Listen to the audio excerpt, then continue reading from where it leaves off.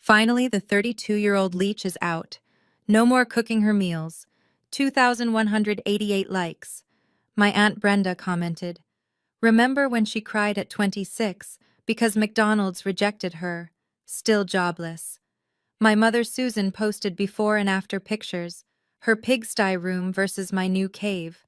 My brother Caleb tagged his friends. This is your future girlfriend. 45 comments bashing me. I stood in my damp basement room reading every single one. I took screenshots. I pressed the like button. Then I grabbed my suitcase. 2 weeks later, they realized what I had been hiding. 53 missed calls, 66 messages, all panicking, all begging, all too late. My name is Amelia. I am 32 years old, and until that afternoon, I was the designated failure of my supposedly perfect family. Before I continue this story, let me know where you are watching from in the comments below. Hit like and subscribe if you have ever been the family scapegoat who silently built an empire while everyone else counted you out. Growing up in a wealthy suburb of Chicago, my parents Richard and Susan valued appearances above all else. Richard ran a regional logistics company that he loved to brag about at the local country club. Susan spent her days maintaining our pristine 5-bedroom estate and judging anyone who did not meet her impossible standards. My older brother Caleb was the golden boy. He worked for our father, drove a luxury car, and recently married Nia, a stunning African-American woman with a sharp tongue who loved spending my parents' money almost as much as Susan did. I had spent the last 6 years living in the unfinished basement. It smelled of mildew and old cardboard. Water seeped through the concrete walls every time it rained. My family told everyone I was a lazy college dropout who refused to work. The truth was, I had moved down there to save every penny I earned. I never asked them for a dime. I bought my own groceries, paid my own phone bill, and quietly built my life while they treated me like an unwanted pest. I zipped up my single duffel bag. The zipper snagged, but I forced it closed. I walked up the wooden stairs. The sound of clinking wine glasses and loud laughter echoed from the living room. They were celebrating my departure. I reached the top of the landing. Richard stood there blocking the hallway. He wore his favorite tailored suit holding a glass of scotch. His face was flushed with alcohol and arrogance. Going somewhere, he asked, looking down at my bag with a sneer. I am leaving, I said calmly. Just like you wanted. Good, Richard snapped. It is about time you stopped dragging down our reputation. Caleb and Nia need that basement for their new home gym. But before you walk out my door, leave the laptop. I tightened my grip on my bag. Excuse me. The laptop, he repeated, holding out his hand. You are not walking out of here with an expensive piece of equipment that I paid for. If you want to be independent, you can go buy your own computer with whatever minimum wage job you manage to find. Susan, Caleb, and Nia strolled into the hallway to watch the show. Nia took a sip of her wine, her designer jewelry clinking. Just give it to him, Amelia. You probably just use it to watch movies all day anyway. Look at your clothes. You are messing up the aesthetic of my new rug. I looked at Nia, then at my father. You did not buy this laptop, Richard. His face darkened. Do not lie to me. You have not held a real job in 6 years. You live under my roof eating my food. Everything you own belongs to me. I did not raise my voice. I did not cry.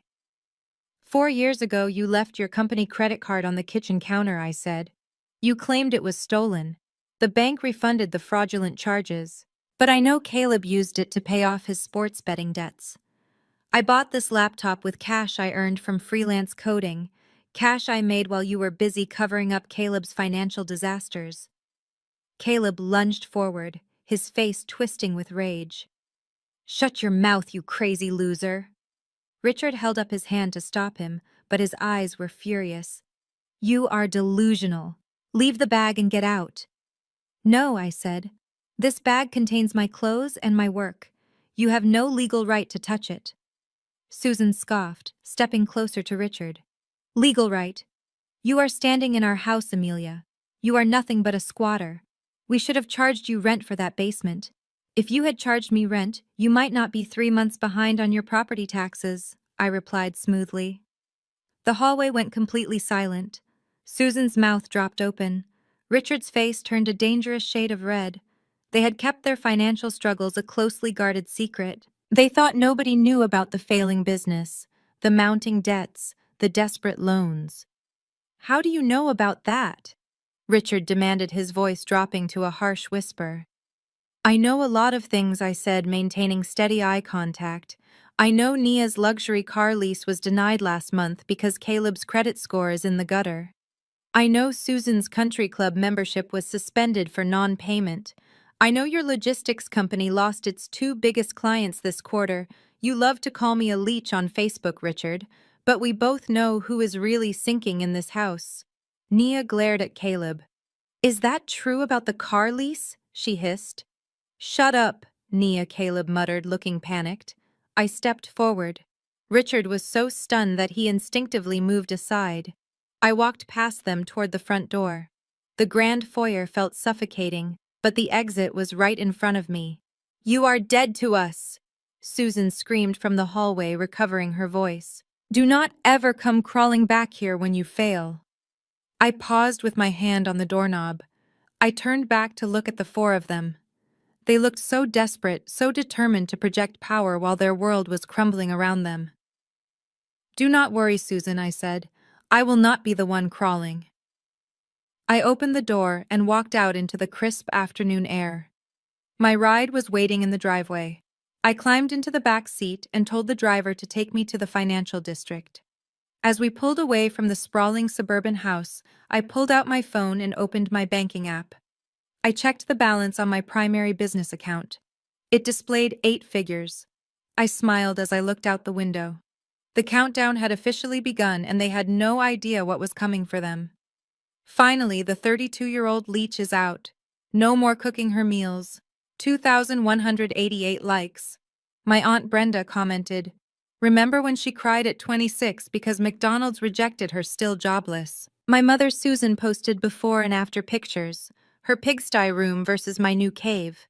My brother Caleb tagged his friends. "This is your future girlfriend." 45 comments bashing me. I stood in my damp basement room reading every single one. I took screenshots. I pressed the like button. Then I grabbed my suitcase. 2 weeks later, they realized what I had been hiding.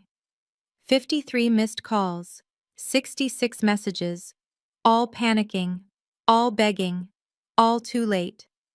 My name is Amelia. I am 32 years old, and until that afternoon, I was the designated failure of my supposedly perfect family. Before I continue this story, let me know where you are watching from in the comments below. Hit like and subscribe if you have ever been the family scapegoat who silently built an empire while everyone else counted you out. Growing up in a wealthy suburb of Chicago, my parents Richard and Susan valued appearances above all else. Richard ran a regional logistics company that he loved to brag about at the local country club. Susan spent her days maintaining our pristine 5-bedroom estate and judging anyone who did not meet her impossible standards.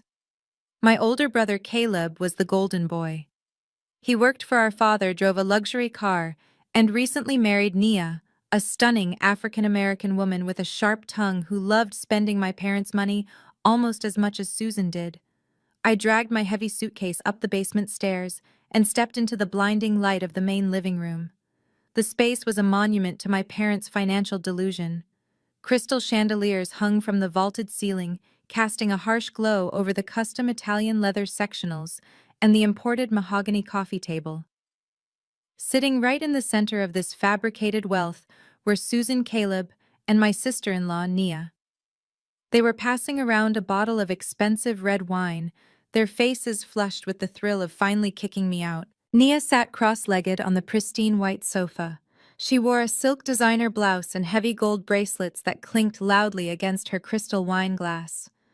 When she saw me standing there with my single duffel bag, a cruel smirk spread across her perfectly contoured face. "Look who finally emerged from the dungeon," Nia said, taking a slow sip of her wine. "Are you actually going out in public wearing that? Those jeans look like they survived a house fire. I suppose you cannot afford anything better when you do not have a real job." Susan laughed, a high-pitched sound that grated on my nerves. She adjusted her diamond necklace and shook her head. Do not be too hard on her, Nia. We all know Amelia peaked in high school. It has been a steady downhill slide ever since. Caleb leaned back against the cushions, looking incredibly smug. He pointed his wine glass at me.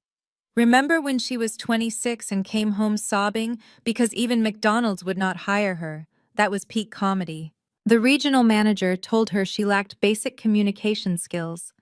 Now she is 32 and still wearing the same pathetic clothes from 6 years ago. I stood perfectly still. I did not drop my bag. I did not raise my voice.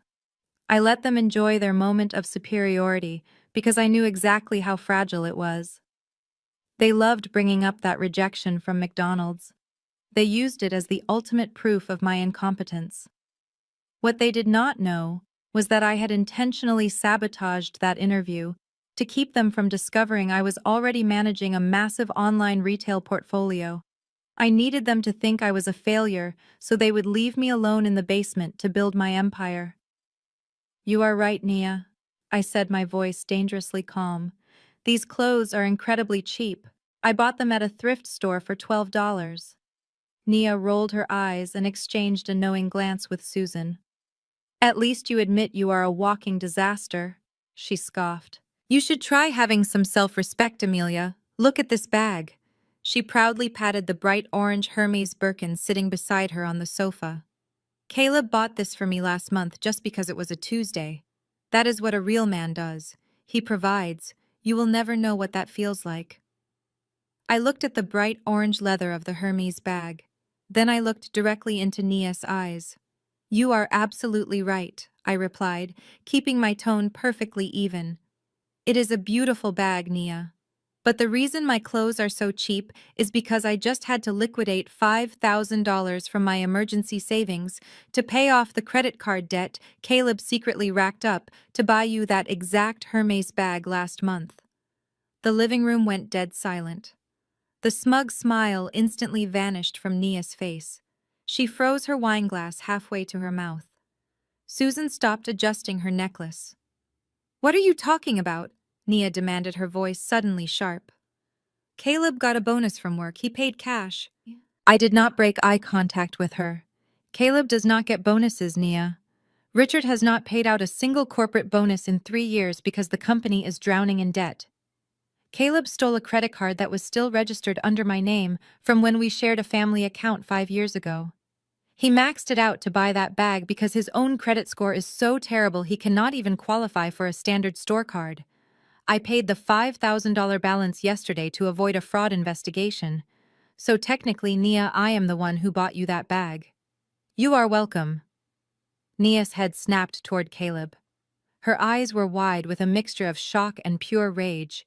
Tell me she is lying, Caleb. Tell me you did not buy my gift with your sister's stolen credit card. Caleb was pale. He opened his mouth to speak, but no words came out. He looked at Susan for help, but my mother was staring at the floor, completely speechless. Caleb had always been the golden child, the one who could do no wrong. Susan had spent decades covering up his mistakes, paying off his gambling debts, and hiding his financial incompetence from the rest of the world.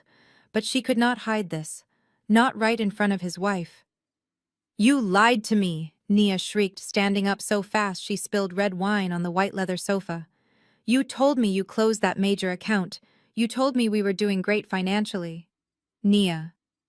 Baby, calm down, Caleb stammered, holding his hands up defensively. She is just trying to start drama because she is jealous. She is a liar. I reached into my pocket and pulled out my phone. I tapped the screen a few times and held up the digital receipt from the luxury boutique. It showed the exact date, the exact purchase amount, and the last 4 digits of the credit card. Would you like me to read the transaction number out loud? I asked. Or maybe we should call the boutique and ask them to pull the security footage of Caleb swiping my card. Caleb lost his mind. His face contorted with absolute fury. The facade of the wealthy, successful businessman shattered completely. He dropped his wineglass onto the imported rug, letting it shatter into pieces. He let out a primal scream and lunged across the coffee table, aiming straight for me. I did not even flinch. Before Caleb could reach me, a loud voice thundered from the hallway. "Stop right there, you idiot!" Richard rushed into the room and grabbed Caleb by the collar of his expensive dress shirt, violently yanking him backward. Caleb stumbled and crashed into a heavy wooden side table. "Dad, let me go!" Caleb yelled, struggling against our father's grip. "She is ruining everything. I am going to teach her a lesson." Richard was not intervening out of fatherly protection. He did not care if Caleb hit me. His eyes were wide with panic as he looked around the room at the chaotic scene. "Are you out of your mind?" Richard screamed at his son. "Look at what you are doing. That sofa costs more than your car. If you knock over that antique Ming vase fighting with this worthless girl, I will make you pay for it yourself. Do you know how much money is sitting in this room? We cannot afford to replace any of this." Richard shoved Caleb back onto the ruined sofa. Nia was standing in the corner looking at her husband with absolute disgust. The Hermes bag sat abandoned on the floor, surrounded by broken glass and spilled red wine. The pristine image of their wealthy, perfect family had been completely destroyed in less than 5 minutes. I stood there watching the three of them turn on each other. The satisfaction I felt was cold and absolute. They had spent my entire life making me feel like an outsider, making me feel small and insignificant. Now they were tearing each other apart over a single truth I had dropped into their laps. I picked up my duffel bag and adjusted the strap on my shoulder. I looked at the spilled wine soaking into the expensive rug. I looked at Caleb avoiding his wife's furious glare. Then I looked at Richard, who was frantically trying to wipe the wine off the white leather with his handkerchief. "I will leave you all to deal with your mess," I said quietly. I turned my back on the living room and walked toward the front door. The sound of Nia yelling at Caleb echoed behind me, followed by Richard's desperate attempts to silence them both. They were so consumed by their own fabricated drama that they did not even realize I was walking out with the keys to their entire future in my pocket. I was halfway to the heavy oak front door when the sharp ringing of a cell phone pierced the tense atmosphere of the living room. I paused, my hand hovering just inches from the brass doorknob. The sound came from Susan. She fumbled with her device, her manicured fingers tapping the screen with desperate urgency. She needed a lifeline. She needed someone to help her regain control of the narrative after I had just shattered her perfect image in front of her daughter-in-law. Susan answered the FaceTime call and immediately thrust the screen outward, pointing the camera directly at my back. It was Aunt Brenda. Her shrill voice echoed through the massive foyer, cutting through the sounds of Caleb and Nia aggressively arguing in the background. Brenda was the chief gossip of the family, the woman who had proudly commented on Richard's Facebook post just an hour earlier, mocking my fast food rejection and calling me a jobless loser. "Amelia, are you seriously throwing a tantrum right now?" Brenda screeched through the phone's speaker. Her face filled the screen, distorted by her angry expression and her heavy makeup. "Your mother just texted me that you are causing a scene and trying to ruin their peaceful weekend. You are 32 years old, for heaven's sake. When are you going to stop playing the victim and actually do something with your miserable life? You should be down on your knees thanking Richard and Susan for letting you hide in their basement all these years." Susan stood taller, holding the phone like a weapon. A smug, satisfied look temporarily replaced the panic on her face. She thought she had won. She thought bringing in the family matriarch of gossip would shame me back into submission. Richard stopped scrubbing the wine stain on the rug and looked up, crossing his arms as if waiting for me to break down and apologize. I did not break down. I did not run out the door. I turned around slowly, my duffel bag hanging heavily from my shoulder. I walked right back into the center of the living room, my heels clicking methodically against the hardwood floor. Susan held her ground, thinking I was coming to beg for forgiveness. Instead, I reached out and snatched the phone directly out of her hands with a swift, fluid motion. Susan gasped in shock, stepping back. "Excuse me," she sputtered. I held the phone up to my face, staring dead into the camera. Brenda was mid-sentence, rambling about how I was a permanent stain on the family legacy. When she saw my eyes completely devoid of fear or intimidation, her mouth clamped shut. "Aunt Brenda, I said, my voice dropping to a low, icy register that demanded absolute silence in the room. You have a lot of nerve lecturing me about being a leech on this family. You love talking about my failures on social media. You love reminding everyone about my depression 6 years ago, but you always conveniently leave out the best part of that story. Brenda's eyes darted back and forth on the screen. Her bravado vanished instantly, replaced by a sudden, frantic panic. "Amelia, do not you dare!" she stammered, her voice dropping to an anxious whisper. "Oh, I am definitely going to dare," I replied, holding the phone higher so Richard and Susan could see her terrified face. "Do you remember when I was in the hospital for 2 weeks during my mental health crisis? You came to visit me. You brought flowers. You held my hand and told me family always protects each other. But what you actually did was dig through my wallet while I was sleeping medicated. The living room was completely paralyzed." Nia stopped yelling at Caleb and turned her full attention to the phone. "My social security number did not magically appear on your loan application. Brenda," I stated, every word striking like a hammer. "You stole my identity. You took out a $10,000 personal loan under my name to fund your luxury cruise to the Bahamas with your new boyfriend. You let that loan default and completely ruined my credit score while I was fighting to survive. I spent 4 years quietly working double shifts and paying off every single cent of that fraudulent debt because I thought exposing you would destroy our family." Brenda's face drained of all color. She looked absolutely horrified. "You committed a federal crime, Brenda." I continued, my tone completely ruthless. "I have the original loan documents. I have the IP address logs showing the application was submitted from your home network. I have the forged signature. I drafted the police report 5 years ago, but I kept it in my desk drawer. I kept your dirty secret to protect the family peace. But since you enjoy posting my personal business on Facebook for 2,000 people to mock, I think it is only fair I share your financial fraud with the local authorities." "No, no, Amelia. Please listen to me." Brenda gasped, her voice cracking with pure terror. "We can talk about this privately. Please do not do this." "You lost the right to privacy when you commented on that post," I said. "Do not ever speak my name again." Before she could utter another desperate apology, I tapped the red button and ended the call. The screen went black. I tossed the phone casually onto the ruined white leather sofa right next to Nia's abandoned Hermes bag. I looked at Susan. My mother was trembling, staring at the phone as if it were a venomous snake. She had spent her entire life trying to impress Brenda, trying to maintain their status in the family hierarchy. Now she knew her own sister had stolen from her daughter, and she had nothing to say. Richard stood completely frozen, his jaw tight, unable to comprehend the magnitude of the secrets I had just exposed.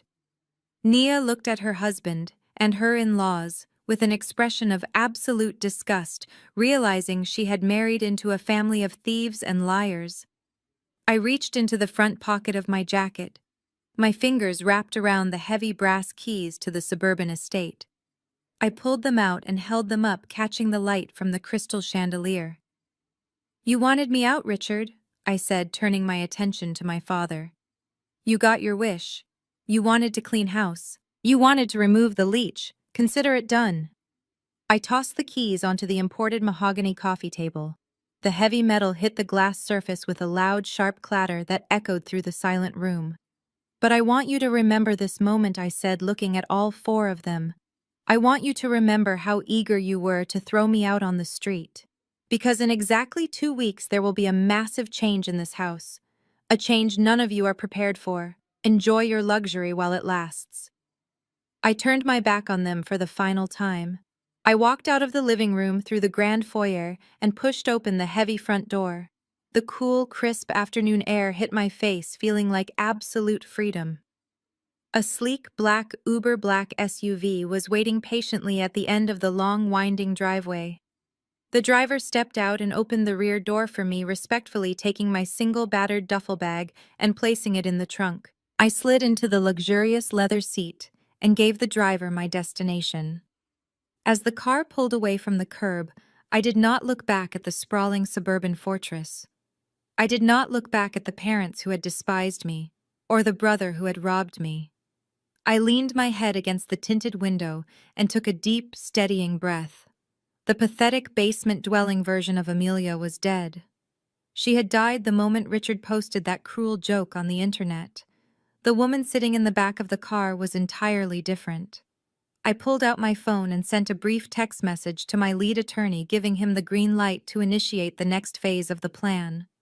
The dominoes had officially been tipped over. My family thought they had finally gotten rid of their biggest problem, but they had just handed me the exact weapon I needed to tear down their entire fake empire. The Uber Black glides through the bustling streets of downtown Chicago. The sprawling suburban neighborhoods with their manicured lawns and fake smiles fade into the distance, replaced by towering glass skyscrapers and the undeniable pulse of real power. The driver pulls up to the discreet, heavily guarded entrance of the city's most exclusive high-rise building. I step out of the vehicle, leaving the musty smell of that damp basement behind me forever. The concierge immediately stands at attention, greeting me with deep respect. It is a stark contrast to the utter disdain I received from my own family just an hour ago. He swipes a specialized security card, granting me sole access to the private elevator. The heavy steel doors close and the high-speed lift launches me upward to the very top floor. The doors slide open silently, revealing my actual reality. Welcome to my $4 million penthouse. Floor-to-ceiling windows wrap around the entire expansive living space, offering an unobstructed panoramic view of the magnificent city skyline and the vast, dark waters of Lake Michigan. The floors are heated Italian marble, and original contemporary artwork adorns the pristine walls. A state-of-the-art smart home system adjusts the ambient lighting the moment I cross the threshold. It is a completely different universe from the windowless concrete box I had occupied for the past 6 years. I drop my battered duffel bag onto the spotless floor. I walk directly into the sprawling master suite and strip off the cheap $12 jeans and the faded, oversized sweater. Those clothes were my armor. They were a carefully crafted disguise designed to make my family feel superior, while I silently conquered the business world right under their arrogant noses.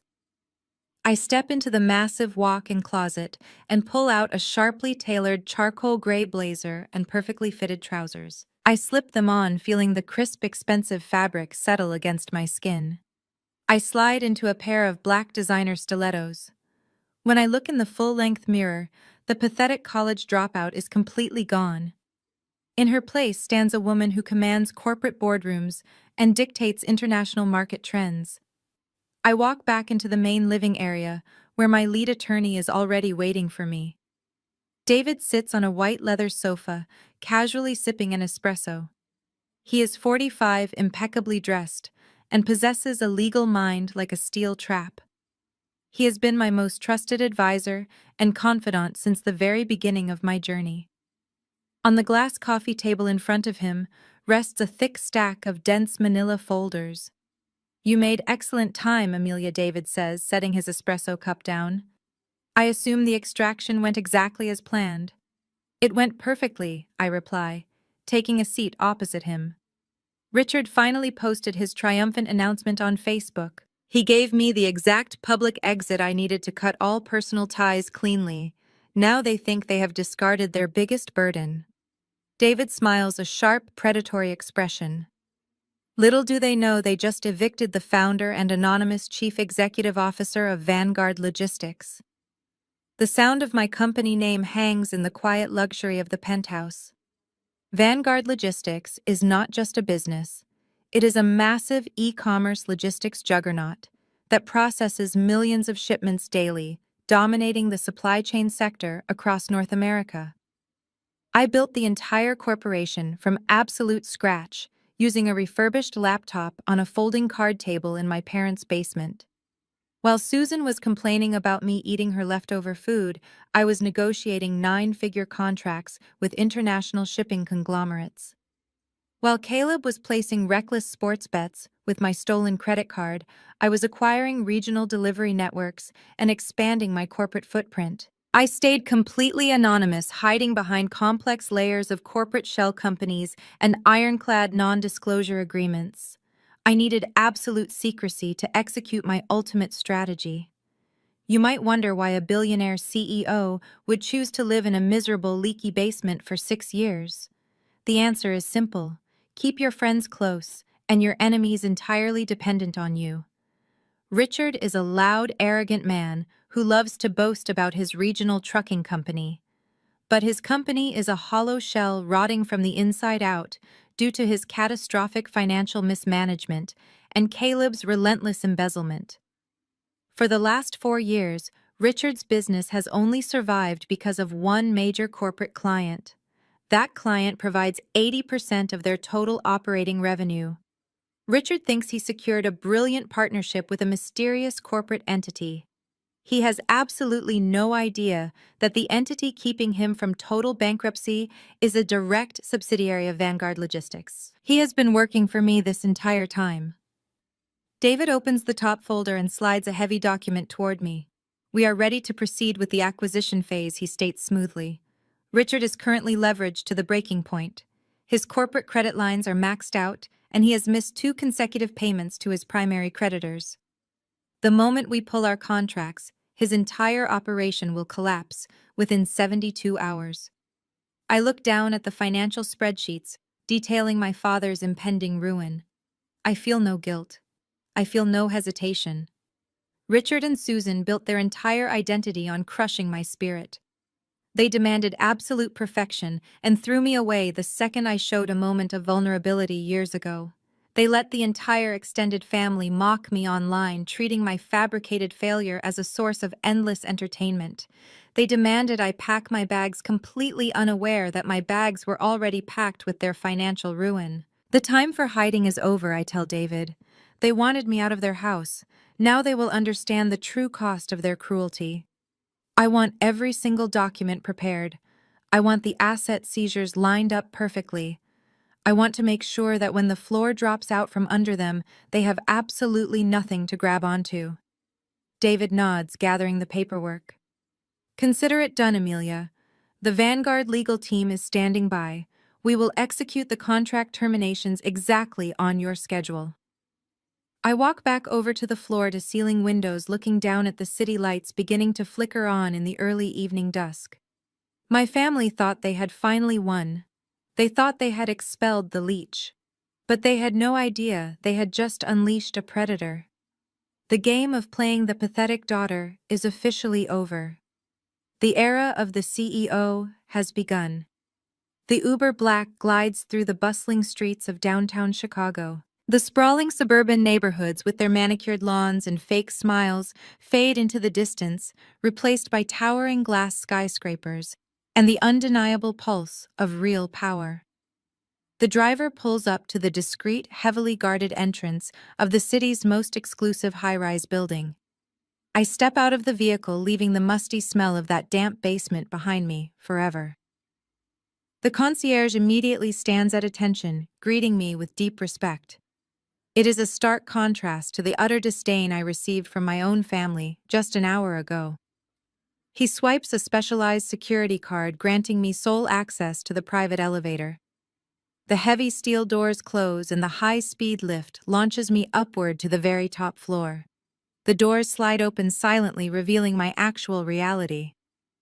Welcome to my $4 million penthouse. Floor-to-ceiling windows wrap around the entire expansive living space, offering an unobstructed panoramic view of the magnificent city skyline and the vast dark waters of Lake Michigan.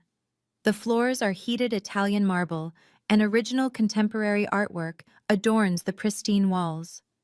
A state-of-the-art smart home system adjusts the ambient lighting the moment I cross the threshold. It is a completely different universe from the windowless concrete box I had occupied for the past 6 years. I drop my battered duffel bag onto the spotless floor. I walk directly into the sprawling master suite and strip off the cheap $12 jeans and the faded oversized sweater. Those clothes were my armor. They were a carefully crafted disguise, designed to make my family feel superior, while I silently conquered the business world right under their arrogant noses. I step into the massive walk-in closet and pull out a sharply tailored charcoal gray blazer and perfectly fitted trousers. I slip them on, feeling the crisp, expensive fabric settle against my skin. I slide into a pair of black designer stilettos. When I look in the full-length mirror, the pathetic college dropout is completely gone. In her place stands a woman who commands corporate boardrooms and dictates international market trends. I walk back into the main living area, where my lead attorney is already waiting for me. David sits on a white leather sofa, casually sipping an espresso. He is 45, impeccably dressed, and possesses a legal mind like a steel trap. He has been my most trusted advisor and confidant since the very beginning of my journey. On the glass coffee table in front of him rests a thick stack of dense manila folders. "You made excellent time, Amelia," David says, setting his espresso cup down. "I assume the extraction went exactly as planned." "It went perfectly," I reply, taking a seat opposite him. Richard finally posted his triumphant announcement on Facebook. He gave me the exact public exit I needed to cut all personal ties cleanly. Now they think they have discarded their biggest burden. David smiles a sharp, predatory expression. Little do they know they just evicted the founder and anonymous chief executive officer of Vanguard Logistics. The sound of my company name hangs in the quiet luxury of the penthouse. Vanguard Logistics is not just a business. It is a massive e-commerce logistics juggernaut that processes millions of shipments daily, dominating the supply chain sector across North America. I built the entire corporation from absolute scratch, using a refurbished laptop on a folding card table in my parents' basement. While Susan was complaining about me eating her leftover food, I was negotiating 9-figure contracts with international shipping conglomerates. While Caleb was placing reckless sports bets with my stolen credit card, I was acquiring regional delivery networks and expanding my corporate footprint. I stayed completely anonymous, hiding behind complex layers of corporate shell companies and ironclad non-disclosure agreements. I needed absolute secrecy to execute my ultimate strategy. You might wonder why a billionaire CEO would choose to live in a miserable, leaky basement for 6 years. The answer is simple. Keep your friends close and your enemies entirely dependent on you. Richard is a loud, arrogant man who loves to boast about his regional trucking company. But his company is a hollow shell rotting from the inside out due to his catastrophic financial mismanagement and Caleb's relentless embezzlement. For the last 4 years, Richard's business has only survived because of one major corporate client. That client provides 80% of their total operating revenue. Richard thinks he secured a brilliant partnership with a mysterious corporate entity.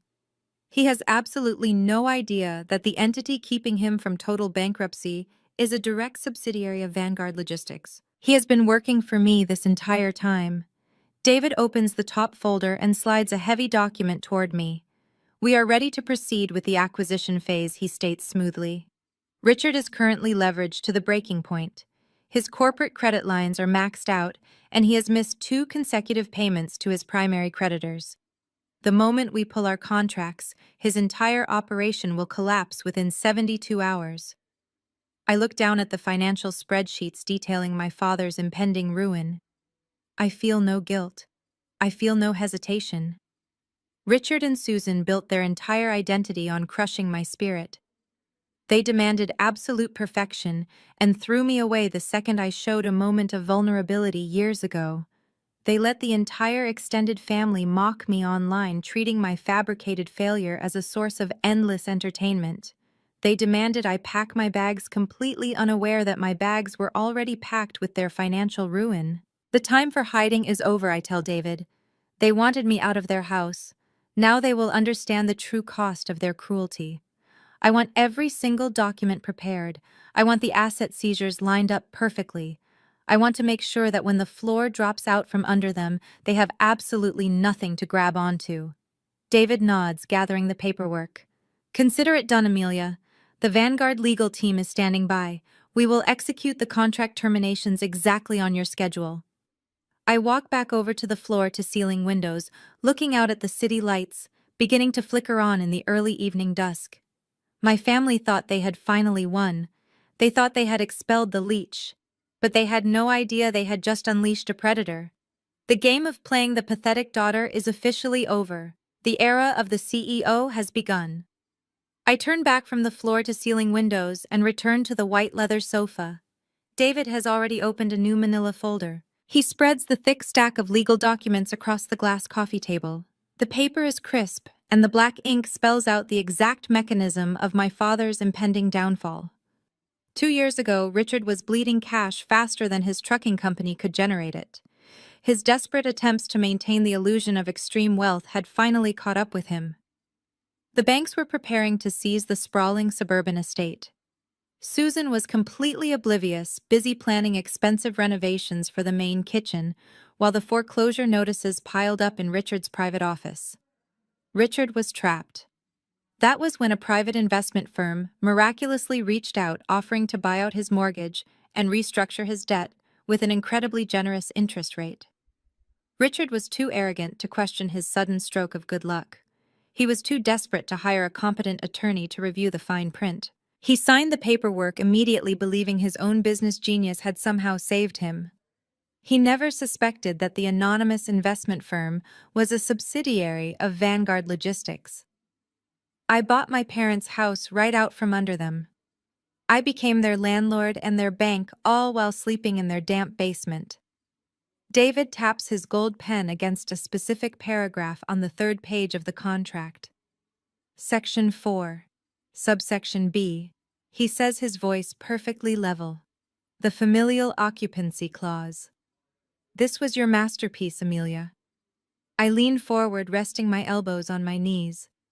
I designed that specific clause to serve as a legal tripwire, to maintain the artificially low interest rate that kept him from total bankruptcy. Richard was legally bound by a strict set of conditions.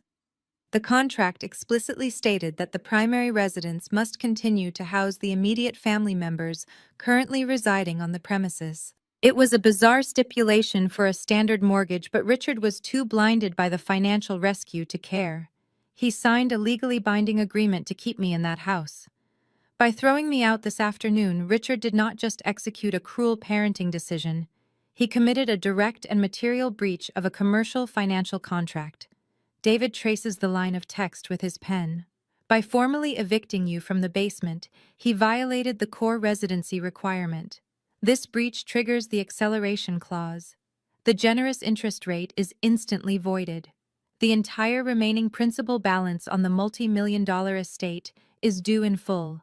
He does not have the money, I state plainly. He does not even have a fraction of it. Exactly, David replies, closing the folder. He has 72 hours to produce the full amount before the property goes into active foreclosure. And we both know his corporate accounts are completely drained. I sit back against the sofa, feeling a profound sense of clarity.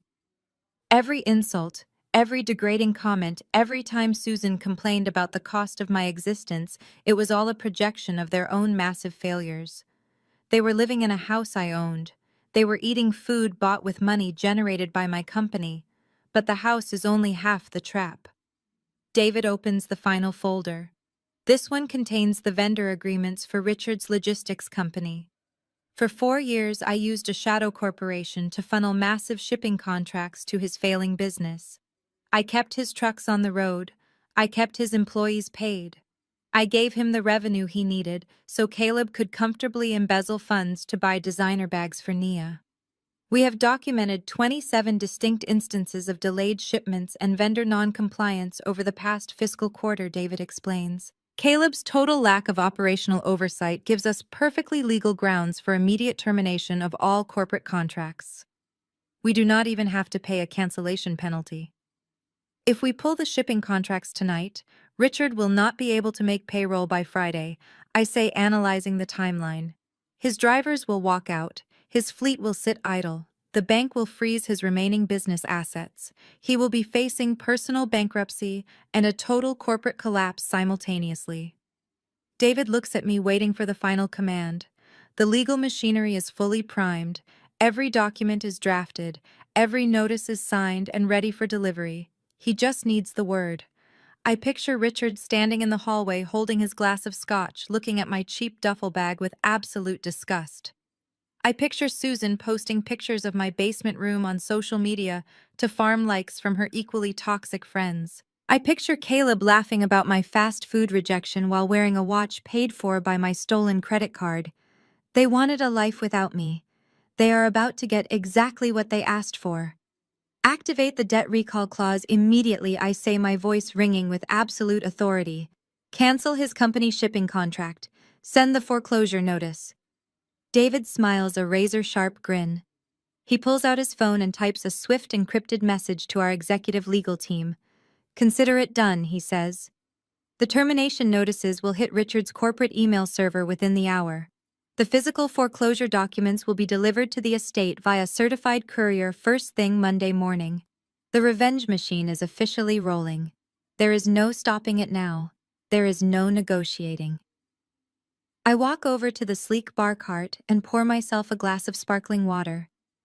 I look out over the glittering Chicago skyline. Somewhere in those distant suburbs, Richard and Susan are probably clinking their wine glasses, celebrating their empty basement. They think they have finally excised the failure from their perfect family portrait.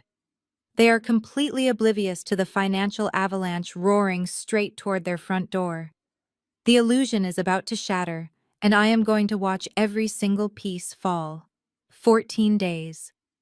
That is exactly how long it took for the illusion to completely shatter. I spent those 2 weeks operating Vanguard Logistics from the quiet sanctuary of my penthouse, directing international supply chains and drinking imported coffee. The silence from my family was absolute. They thought they had won. They thought the trash had taken itself out.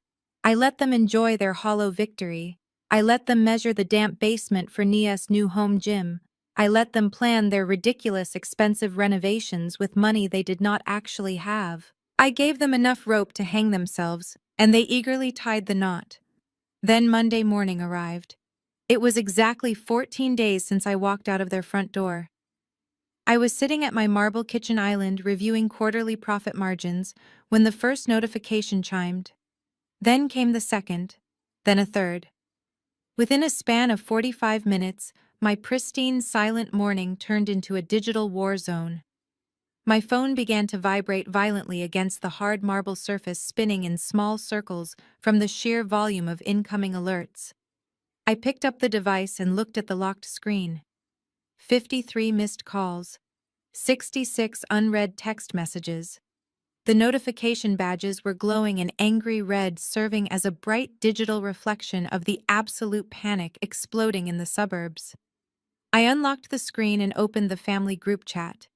I decided to read through the messages chronologically, watching their beautiful descent from supreme arrogance to total unhinged terror. The early messages from Richard were exactly what I expected. 2 days after I left, he had texted demanding to know where the spare keys to the basement were. He called me ungrateful. He reminded me that I owed him for 6 years of free housing. But as I scrolled down to the messages sent just an hour ago, the tone shifted dramatically. The corporate termination notices had hit his inbox at exactly 9 in the morning. His first text today read, "Amelia, call me right now. There is some massive error with the bank. They are freezing the company payroll accounts." 30 minutes later, the physical certified mail arrived at the estate. The message read, "Amelia, answer your phone. The bank just sent a foreclosure notice for the house. They are demanding the entire mortgage balance by Friday. This makes no sense. The investment firm is ignoring my calls. They are saying I breached a familial occupancy clause because you moved out. How is that even legal?" An hour later, the shipping contract cancellation took effect. Richard was completely spiraling. His texts became frantic, disjointed bursts of panic. "Amelia, the shipping contracts are gone. Vanguard dropped us. The trucks cannot leave the lot. We are completely bankrupt. Call me immediately. I need to know if you used my computer to mess with the bank accounts before you left. Answer the damn phone." I switched over to my private messages with Susan. Her dissent was even more pathetic. She did not care about the trucking company or the employees who would not get paid. She only cared about her social status and her luxury home. Her texts from last week started with complaints about how dusty my old room was and how I had ruined her aesthetic. Then today, the messages transformed into pure, desperate begging. Amelia, your father is having chest pains. The bank is taking the house. We are going to be out on the street by the end of the month. You always read those complicated financial books in the basement. Do you know anyone at these investment firms? Please call us back. We need your help. We are family. You have to do something. Even Caleb had sent a direct message. The golden boy who had lunged at me 2 weeks ago trying to physically attack me over a stolen credit card was now begging for a lifeline. Amelia Nia is packing her bags. She saw the foreclosure notice and completely lost her mind. The credit cards are declining everywhere. Dad says the company is dead. Do you have any of that freelance cash left? I just need a few thousand to keep Nia from walking out the door until Dad fixes this mess. Please, sis. I sat there in the quiet luxury of my penthouse reading their desperate pleas. They were drowning. The water was rising over their heads and they were thrashing wildly, looking for anyone to pull them out. They actually thought they could treat me like a disease for 32 years, publicly humiliate me, throw me out on the street, and then demand my loyalty the second their bank accounts hit zero. I felt no pity. I felt no urge to rescue them. They had built this execution block with their own hands. I just pulled the lever. I opened my photo gallery and scrolled back exactly 14 days. I found the screenshot I had taken while standing in that damp, miserable basement. It was the image of Richard's triumphant Facebook post. The post where he proudly called me a 32-year-old leech. The post where he celebrated kicking me out into the cold. The post that garnered 2,188 likes from their shallow country club friends. The image clearly showed Susan's cruel before and after photos of my room. It captured Caleb's mocking comment and Aunt Brenda's vicious insults about my mental health. It was the digital monument they had built to celebrate my destruction. I selected the image. I opened the family group chat where 53 missed calls and 66 messages of pure panic were currently sitting unanswered. I did not type a single word of explanation. I did not offer any comfort. I did not gloat or brag or reveal my identity as the billionaire CEO who had just destroyed their entire lives. I simply attached the screenshot of that exact Facebook post and hit send. I watched the image load into the chat thread. The delivery receipt chimed, indicating they had all received it. Within 3 seconds, the phone began to vibrate wildly again. Richard was calling. Susan was calling. The group chat erupted with a dozen new typing bubbles. They saw the screenshot. They saw the exact moment they had sealed their own fate. They were finally realizing that their cruel public joke was the direct catalyst for their absolute ruin. The realization that they had brought this apocalypse upon themselves was hitting them with the force of a freight train. I did not answer the calls. I set the phone face down on the cool marble counter, silencing the frantic vibrations. I picked up my coffee mug, walked over to my laptop, and returned to running my global empire. The trap had snapped shut, and they were completely alone in the dark. I sat behind my massive obsidian desk on the top floor of the Vanguard Logistics Tower. My wall-sized security monitor was silently broadcasting the live feed from the ground floor lobby. The Vanguard headquarters is a towering monolith of steel and tinted glass, dominating the Chicago business district. It is a fortress of modern commerce designed to intimidate. And right now it was doing exactly that to the two men bursting through the revolving front doors. Richard and Caleb looked like they had aged a decade in the past 48 hours. Richard was wearing his most expensive navy suit, but the jacket was terribly wrinkled, and dark sweat stains had bloomed under his arms. He was clutching a leather briefcase to his chest like a life preserver. Caleb trailed slightly behind him, looking completely unhinged. His tie was pulled loose, and he was aggressively scanning the pristine lobby as if looking for someone to punch. They had no idea I was watching their every move in ultra-high definition. They marched straight toward the main reception desk. The lobby of Vanguard is deliberately minimalist. White marble floors, sleek chrome accents, and a massive digital globe tracking our shipping fleet across the planet. Behind the curved reception desk sat my lead concierge, Anna. I had personally instructed Anna on exactly how to handle these two specific walk-ins. I turned up the audio feed on my monitor to hear every word. "We need to speak to the chief executive officer immediately," Richard demanded, slamming his briefcase down onto the marble counter. His voice echoed too loudly in the quiet professional space. "There has been a catastrophic administrative error regarding our shipping contracts.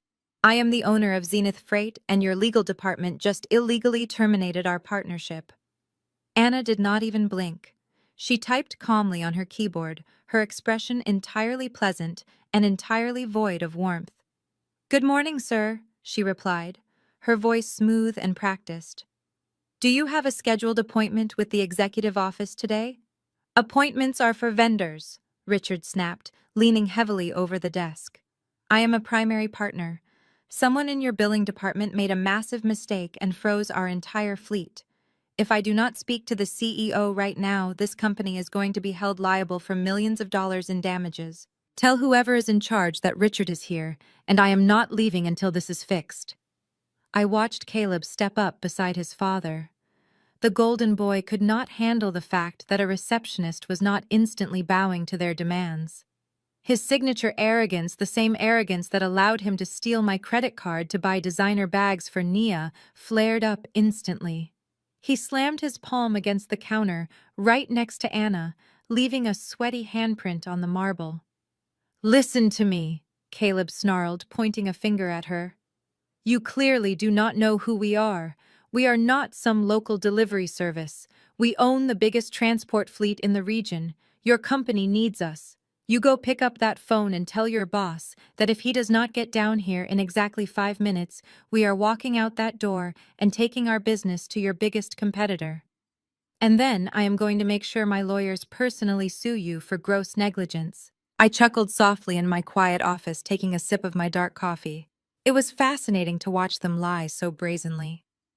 Zenith Freight was completely dead. The bank had already frozen their accounts.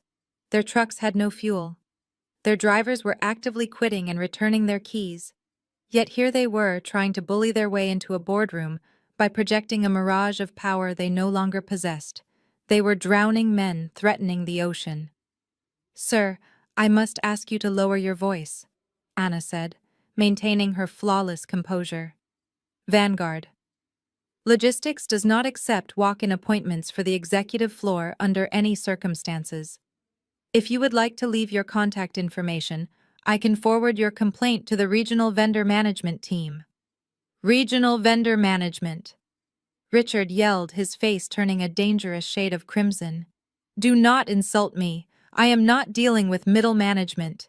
Your company is attempting to bankrupt my family over a clerical error. I want the CEO. Now." Caleb scoffed loudly, pacing back and forth in front of the desk. He was sweating profusely, clearly terrified that his luxurious lifestyle was evaporating. He knew Nia would pack her bags the second the credit cards declined again. "This place is a joke," Caleb muttered loudly enough for the passing employees to hear. "Dad, we should just call our legal team and crush them. This receptionist is probably just a temp who does not even understand what a multi-million-dollar contract looks like." Anna stopped typing. She looked up at Caleb. Her eyes were sharp and calculating. I had chosen her for this position specifically because she could handle hostile corporate acquisitions without breaking a sweat. She looked at the two desperate men in front of her and smiled. It was a cold, terrifying smile. She reached up and pressed a small silver earpiece. "Yes, Mom," she murmured into the hidden microphone. "They are currently at the front desk." "Understood." I had just pressed the intercom button on my desk. "Send them up," I commanded. Anna released her earpiece and looked back at Richard and Caleb. The annoyance had completely vanished from her face, replaced by a chilling professional courtesy. She picked up 2 black security badges and slid them across the marble counter. "Gentlemen," Anna said, her voice echoing perfectly in the tense silence of the lobby. "It seems your situation has been escalated. You are authorized for the executive elevator. The chief executive officer is ready to see you now." Richard let out a heavy breath of relief, snatching the security badge from the counter. He adjusted his wrinkled suit jacket and ran a trembling hand through his thinning hair. He looked at Caleb and nodded a triumphant smirk, finally returning to his face. "See," Richard muttered to his son. "I told you. You just have to show these corporate suits that you are not afraid to play hardball. They know they screwed up. They are probably going to offer us a massive settlement just to keep us quiet." Caleb grabbed his badge and shot a final arrogant glare at Anna. "Next time, learn how to treat the people who actually pay your salary," he sneered. They turned and walked toward the private glass elevator at the end of the hall. They swiped their badges. The heavy steel doors slid open and they stepped inside, perfectly confident that they were about to bully a terrified executive into saving their family empire. I watched the camera feed switch to the interior of the elevator as they began their rapid ascent to the top floor. I stood up from my desk and smoothed the lines of my tailored blazer. I checked my reflection in the dark glass window, ensuring my expression was utterly unreadable. I walked over to the heavy double doors of my private boardroom and waited. They thought they were going to demand millions from a faceless corporate entity. They were about to step out of that elevator and realize they had just walked straight into a trap they could never escape. The heavy frosted glass doors of the executive boardroom slid open with a soft mechanical hiss. Richard and Caleb strode into the cavernous room, their footsteps echoing against the polished Brazilian hardwood floors. The space was designed to make visitors feel small. A massive 20-foot table carved from a single slab of black walnut dominated the center of the room, surrounded by floor-to-ceiling windows that offered a dizzying, vertigo-inducing view of the Chicago skyline. I sat at the very head of the table. I was leaning back in the plush leather chair of the chief executive officer, my hands steepled beneath my chin. I wore a bespoke charcoal gray suit tailored to absolute perfection, the sharp lines of the blazer contrasting sharply with the pathetic thrift store sweaters they were used to seeing me wear. My hair was pulled back into a sleek, professional style. I did not move when they entered. I simply watched them. Richard marched halfway into the room before his brain processed what his eyes were seeing. He stopped so abruptly that Caleb nearly collided with his back. The arrogant bluster that had carried my father up the elevator completely evaporated. He blinked hard, his face scrunching in absolute confusion. He looked around the empty boardroom, expecting to see a team of corporate lawyers or a terrifying billionaire executive waiting to negotiate. Instead, he only saw the daughter he had thrown out on the street exactly 14 days ago. Caleb peered over Richard's shoulder. His jaw dropped open. For a full 10 seconds, the only sound in the massive room was the faint hum of the climate control system. Amelia Richard finally breathed out, his voice a mixture of shock and immediate rising anger. "What in the hell are you doing here?" I did not answer. I kept my eyes locked onto his, watching the gears slowly, clumsily turn in his head. Caleb pushed past our father, his face flushing with that familiar, violent rage. "How did you get up here?" Caleb demanded, pointing a trembling finger at me. "Did you bribe someone at the front desk? Are you working here as a janitor? Get out of that chair right now before I call security and have you arrested for trespassing." Richard stepped forward, gripping his leather briefcase so tightly his knuckles turned white. "This is unbelievable." Richard spat, his voice echoing in the large room. "You actually followed us here. You found out I had an emergency meeting with Vanguard Logistics, and you snuck into the building to beg for money. I told you 2 weeks ago that you were dead to us. Get out of this office immediately before the CEO arrives and has us all thrown in jail." I remained perfectly still. Their sheer inability to comprehend the reality in front of them was staggering. They were so conditioned to view me as a pathetic failure that their brains literally could not process the alternative. Even sitting in the seat of power, wearing clothes that cost more than their remaining bank balance, they still tried to force me back into the tiny box they had built for me. I slowly reached out and picked up the thick manila folder resting on the black walnut table. I did not break eye contact with Richard as I opened the cover. I pulled out a heavy stack of legal documents printed on premium bonded paper. I lifted the stack and tossed it casually across the smooth surface of the table. The document slid perfectly, stopping just inches from Richard's shaking hands. "Read it," I commanded. My voice was low, but it carried the absolute, unquestionable authority of someone who owned the very air they were breathing. Richard stared at the papers. He looked at Caleb, then back at me. "Do not play games with me, Amelia," he growled. "I am not looking at your pathetic resume. I am here to save my company." I stood up from the executive chair. I walked slowly around the edge of the massive table, the sharp click of my designer stilettos cutting through the silence like a metronome. I stopped just a few feet away from my father. I said, "Read it, Richard." I repeated my tone, dropping to a dangerous whisper. Something in my voice finally pierced through his delusion. His hands trembled as he reached down and picked up the top document. It was the original contract he had signed 2 years ago.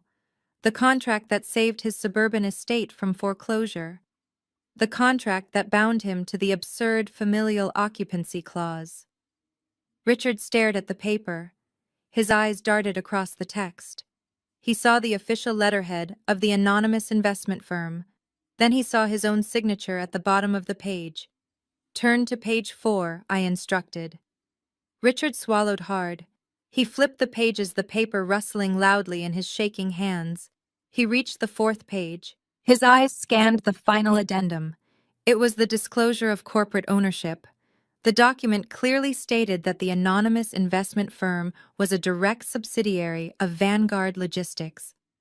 And right below that, it listed the sole proprietor and chief executive officer of the entire corporate umbrella. Amelia. The briefcase slipped from Richard's grip and crashed onto the hardwood floor. All the blood drained from his face, leaving him looking like a terrified ghost. He physically stumbled backward, hitting the edge of the conference table to keep himself from collapsing. His mouth opened and closed, but no sound came out. Caleb snatched the papers from his father's hand. "What is it?" Caleb demanded, scanning the text. His eyes widened as he read my name. He looked at the corporate seals, the notarized signatures, the absolute, undeniable proof of ownership. "No," Caleb stammered, backing away from me. "No, this is a forgery. This is a fake. You are a college dropout. You lived in our basement. You do not own a multi-billion-dollar logistics empire." I looked at my brother and smiled a cold, hollow smile. "I lived in your basement because I needed a quiet place to destroy your competitors, Caleb. I wore cheap clothes because I was funneling every single cent of my revenue into acquiring the supply chain networks that kept your pathetic trucking company alive." I turned my attention back to Richard, who was now gripping his chest, struggling to breathe. "You called me a leech, Richard," I said, stepping closer to him. "You told 2,000 people on Facebook that you were tired of feeding me. You kicked me out because you thought you were finally rid of your biggest burden. But you did not realize that the leech you were so eager to scrape off was the only thing pumping blood into your dying heart." Richard gasped for air. "Amelia," he wheezed, his voice completely broken. You bought the house." "I bought the house," I confirmed, my voice ringing like a gavel striking wood. "I bought your debt. I bought your shipping contracts. I own the roof over your head. I own the trucks sitting empty in your lots. I own the miserable life you try so hard to brag about at the country club." Caleb shook his head violently, throwing the papers onto the floor. "You cannot do this," he yelled, his voice cracking with panic. "You cannot just take everything from us. We are your family." I laughed, a sharp, bitter sound that offered absolutely no comfort. "You stopped being my family the day you let everyone mock my depression online. You stopped being my family when you stole my credit card to buy designer bags for Nia. You made your choices. You wanted a successful corporate executive to save your bankrupt trucking business." I opened my arms, gesturing to the magnificent boardroom, the panoramic view of the city, and the empire I had built from nothing. "Well, Richard," I said, staring into his terrified eyes, "here I am. Welcome to Vanguard. Now get out of my building before I call security and have you arrested for trespassing." The reality of his impending poverty slammed into Caleb with the force of a concrete wall. His entire identity was built on my parents' money. Without Richard's company to steal from, Nia would leave him. The luxury cars would be repossessed. The country club would ban him. His brain simply short-circuited. With a guttural scream of absolute rage, Caleb lunged forward. He slammed his hands under the edge of the massive black walnut conference table, attempting to flip it over in a blind tantrum. He grunted, straining his muscles, his face turning an ugly shade of purple. It was a pathetic display. The table weighed over 2,000 pounds. It did not even budge a single inch. Frustrated by his own physical weakness, Caleb abandoned the table and charged directly toward me. He raised his fist, ready to strike the sister he had bullied his entire life. He never even made it past the first chair. The heavy frosted glass doors of the boardroom burst open. I had signaled my elite security team the exact moment Caleb raised his voice. Two towering security officers clad in dark suits intercepted him mid-stride. One officer grabbed Caleb by the shoulder, while the other swept his legs out from under him. The golden boy hit the polished Brazilian hardwood floor with a sickening thud. The sound of his expensive tailored suit ripping echoed loudly in the cavernous room. Caleb thrashed wildly, pressing his cheek against the floor, gasping for air, as the guards pinned his arms expertly behind his back. Richard stumbled backward, horrified at the sight of his precious son being treated like a common criminal. He looked at the security guards, and then turned his furious gaze back to me. His chest heaved, and spit flew from his lips, as he unleashed a desperate barrage of threats. "You are a monster!" Richard bellowed, his voice cracking with hysteria. "You think you can do this to us? You think you can just steal my entire life and get away with it? I am calling the police right now. I will have you arrested for financial fraud. I will call the federal authorities and tell them you manipulated corporate contracts. You are going to prison, Amelia." I sat completely unbothered, listening to his empty threats. Richard was not finished. He took a step forward, pointing a shaking finger at my face. "If the police do not lock you up, I will destroy you myself," he screamed. "I know people in this city. I know journalists. I will go to every major news outlet in Chicago and expose Vanguard Logistics. I will tell the entire world that this company is run by an unstable, vindictive dropout who defrauded her own family. I will drag your name through the mud until your stock plummets and your board of directors fires you.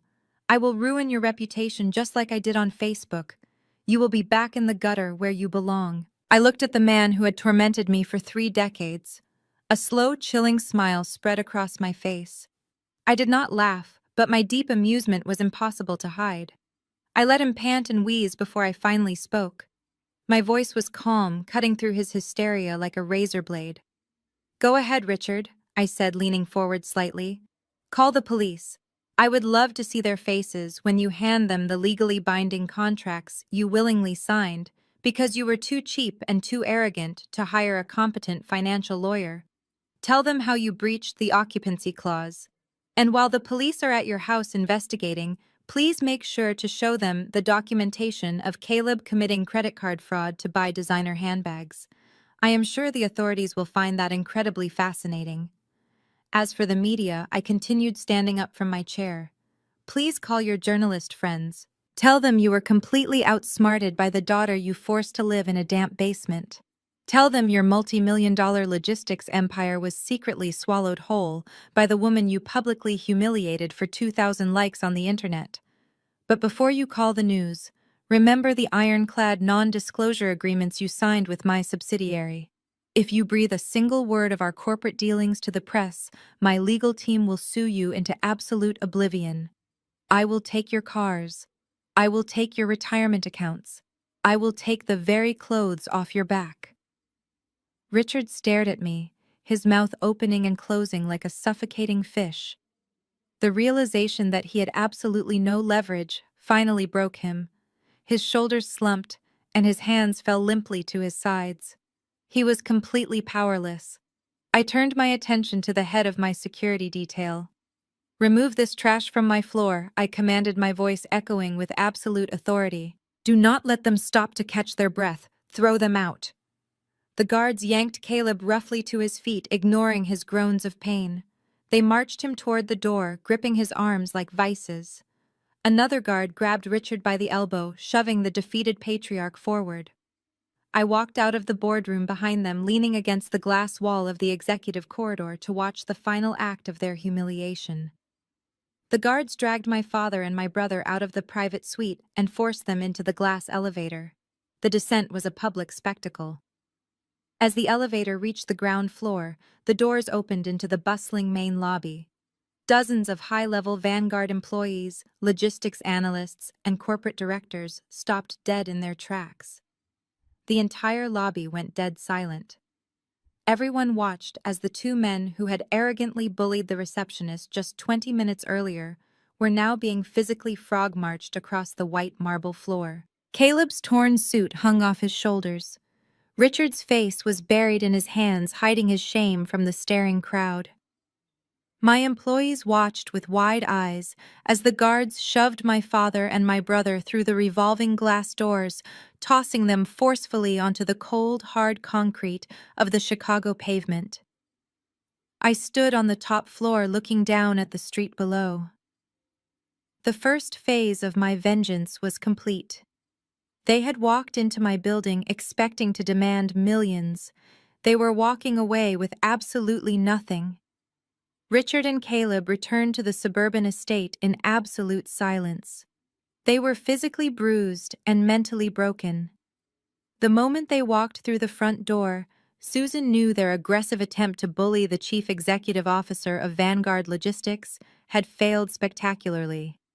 Her husband looked like a defeated old man, and her golden boy son was covered in dirt from the Chicago pavement. Susan did not ask for details, she did not console them. She immediately went to her favorite weapon. She grabbed her smartphone, sat at the kitchen island, and launched a massive digital smear campaign. Susan was a master of suburban manipulation. She opened Facebook and crafted a long, tear-jerking post designed to extract maximum sympathy from her wealthy friends. She typed furiously, casting herself as the ultimate victim of a cruel and heartless child. She wrote that she was completely heartbroken. She claimed that after lovingly housing and feeding her ungrateful daughter for 6 years, Amelia had maliciously stolen their family home. She completely fabricated a story about Amelia using illegal corporate loopholes and dark money to steal the roof over her elderly parents' heads. She ended the post with a dramatic plea for prayers and a statement about how a mother's love had been brutally betrayed. She hit publish. Within minutes, the notifications began to flood her screen. The post was a viral sensation within their local country club circle. The comments poured in by the hundreds. Wealthy housewives expressed their absolute outrage. Church members offered to organize a meal train. Distant relatives who had not spoken to them in years chimed in to call me a monster. Susan sat at the kitchen counter, eagerly reading the comments aloud to Richard, soaking up the digital validation like a sponge. She felt powerful again. She thought she was winning the public relations war. Nia watched this entire pathetic performance from the living room. Nia was a fiercely intelligent African-American woman who had grown up navigating the harsh realities of the real estate market before marrying Caleb. She was highly observant and inherently pragmatic. She stood quietly, holding a glass of sparkling water, analyzing the situation with cold, calculated logic. The math simply was not making any sense. Nia knew fake wealth when she saw it. 2 weeks ago, Amelia had dropped a massive bombshell right in this very room about the stolen credit card and the Hermes bag. Nia had initially pushed that revelation aside, wanting to believe Caleb's frantic excuses. But today, Caleb had come home with a torn suit and a bruised face, mumbling incoherently about Vanguard Logistics and corporate takeovers. Rich, powerful men do not get physically thrown out of corporate lobbies onto the sidewalk. Rich men call their lawyers. Rich men sue. But Caleb and Richard were not calling any lawyers. They were hiding in their house, terrified of the outside world. Nia excused herself from the living room, leaving Susan to her fabricated Facebook tears. She walked silently up the grand staircase and headed straight for the master suite she shared with Caleb. She locked the heavy bedroom door behind her. It was time to find out exactly who she had married. Caleb was downstairs pouring his fifth glass of scotch, completely oblivious to his wife's sudden departure. Nia walked into the massive custom walk-in closet.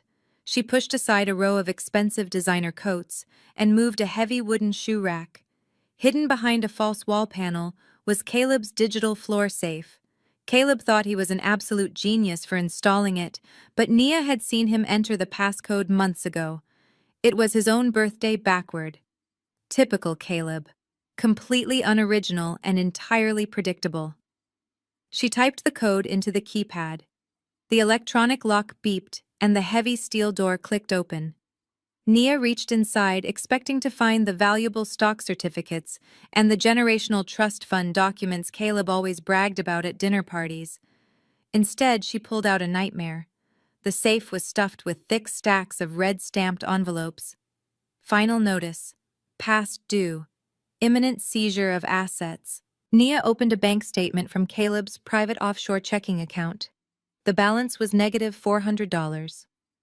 She found credit card statements under names she did not even recognize, all maxed out to their absolute limits, with exorbitant penalty fees attached.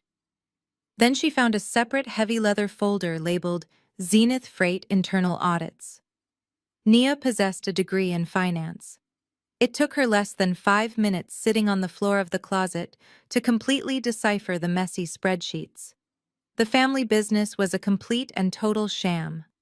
Richard had mortgaged the company assets twice over just to maintain their country club lifestyle. But the most damning documents belonged to Caleb. Nia sifted through printed bank transfers and forged invoice records. Caleb had been systematically siphoning massive amounts of money from the company payroll accounts for the past 3 years. He was embezzling funds from his own father to pay for his secret gambling debts and to cover the cost of Nia's lavish designer wardrobe. There was no trust fund. There was no generational wealth. Caleb had lied to her since the very first day they met. He was a broke, desperate fraud playing dress-up with stolen money. The sprawling suburban estate they lived in was completely underwater long before Amelia ever executed her hostile corporate takeover. The entire family was floating on a massive bubble of debt, and Amelia had simply been the one to bring the needle. Nia did not cry. She did not scream or throw things. She felt a cold wave of absolute clarity wash over her entire body. She was married to a sinking stone, and she absolutely refused to drown with him. She pulled out her smartphone and opened the camera application. She began photographing every single document in the safe. She captured crisp, high-resolution images of the overdue notices, the empty bank statements, and the undeniable paper trail of Caleb's aggressive corporate embezzlement. She documented every single shred of evidence she would need to secure an ironclad divorce settlement and protect herself from the impending legal and financial fallout. She worked methodically, ensuring every account number and forged signature was perfectly legible in the photographs. Once she had a complete digital archive of their ruin, she carefully placed the papers back into the heavy leather folders. She stacked them in the safe exactly as she had found them. She closed the heavy steel door, locked it securely, and slid the shoe rack back into place. Nia smoothed down her skirt and unlocked the bedroom door. She walked back down the grand staircase, her face a mask of perfect suburban calm. Susan was still sitting at the kitchen island, excitedly replying to Facebook comments about her evil daughter. Caleb was slumped on the sofa, staring blankly at the wall. They had absolutely no idea that the enemy was no longer just operating from a skyscraper downtown. The enemy was now standing right inside their own house, gathering ammunition for the final blow. The Vanguard Logistics Annual Charity Gala was the absolute pinnacle of the corporate social season. Hosted in the grand ballroom of the city's most prestigious historic hotel, it was a spectacular display of unyielding wealth and undeniable power. Massive crystal chandeliers illuminated dozens of round tables draped in heavy black silk and adorned with towering arrangements of white orchids. The room was packed to capacity with the financial elite of Chicago. Billionaire investors, international tech moguls, and ruthless supply chain titans mingled over imported champagne and beluga caviar. I stood near the center of the room, wearing a custom-tailored emerald green evening gown, holding a crystal flute of sparkling water. I was entirely in my element. For the first time in my life, I was completely visible and universally respected. I was not the girl hiding in a damp basement. I was the architect of an empire. Far away from the glittering lights of the main ballroom, a desperate and pathetic plan was unfolding in the dimly lit service corridors. Richard, Susan, Caleb, and Nia moved swiftly through the stainless steel industrial kitchens. They were dressed in the stark black and white uniforms of the hotel catering staff. Richard had liquidated the very last of his hidden emergency cash to pay a massive bribe to a disgruntled event coordinator. That bribe secured them 4 fake security badges and temporary service clearances. Richard clutched a thick leather folder tightly to his chest. Inside that folder was a legally binding document drafted by a desperate strip mall attorney. The document was designed to immediately cancel the foreclosure of his suburban estate and legally force Vanguard Logistics to reinstate his corporate shipping contracts. His entire strategy was built on pure extortion. Richard believed that if he caused a massive public scene in front of my most valuable business partners, I would fold under the immense pressure. He thought I was still the fragile girl he could bully into submission. He assumed I would sign anything just to save my public reputation and stop the embarrassment. Nia walked silently behind her husband, carrying a silver tray of empty champagne flutes to complete her disguise. She was playing her part perfectly, but her mind was operating on an entirely different level. She knew the family was completely bankrupt. She knew Caleb was a fraud who had embezzled from his own father.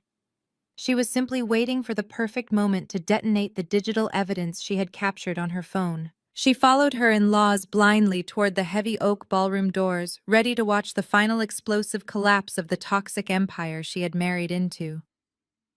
The lights in the grand ballroom slowly dimmed, signaling the beginning of the keynote address.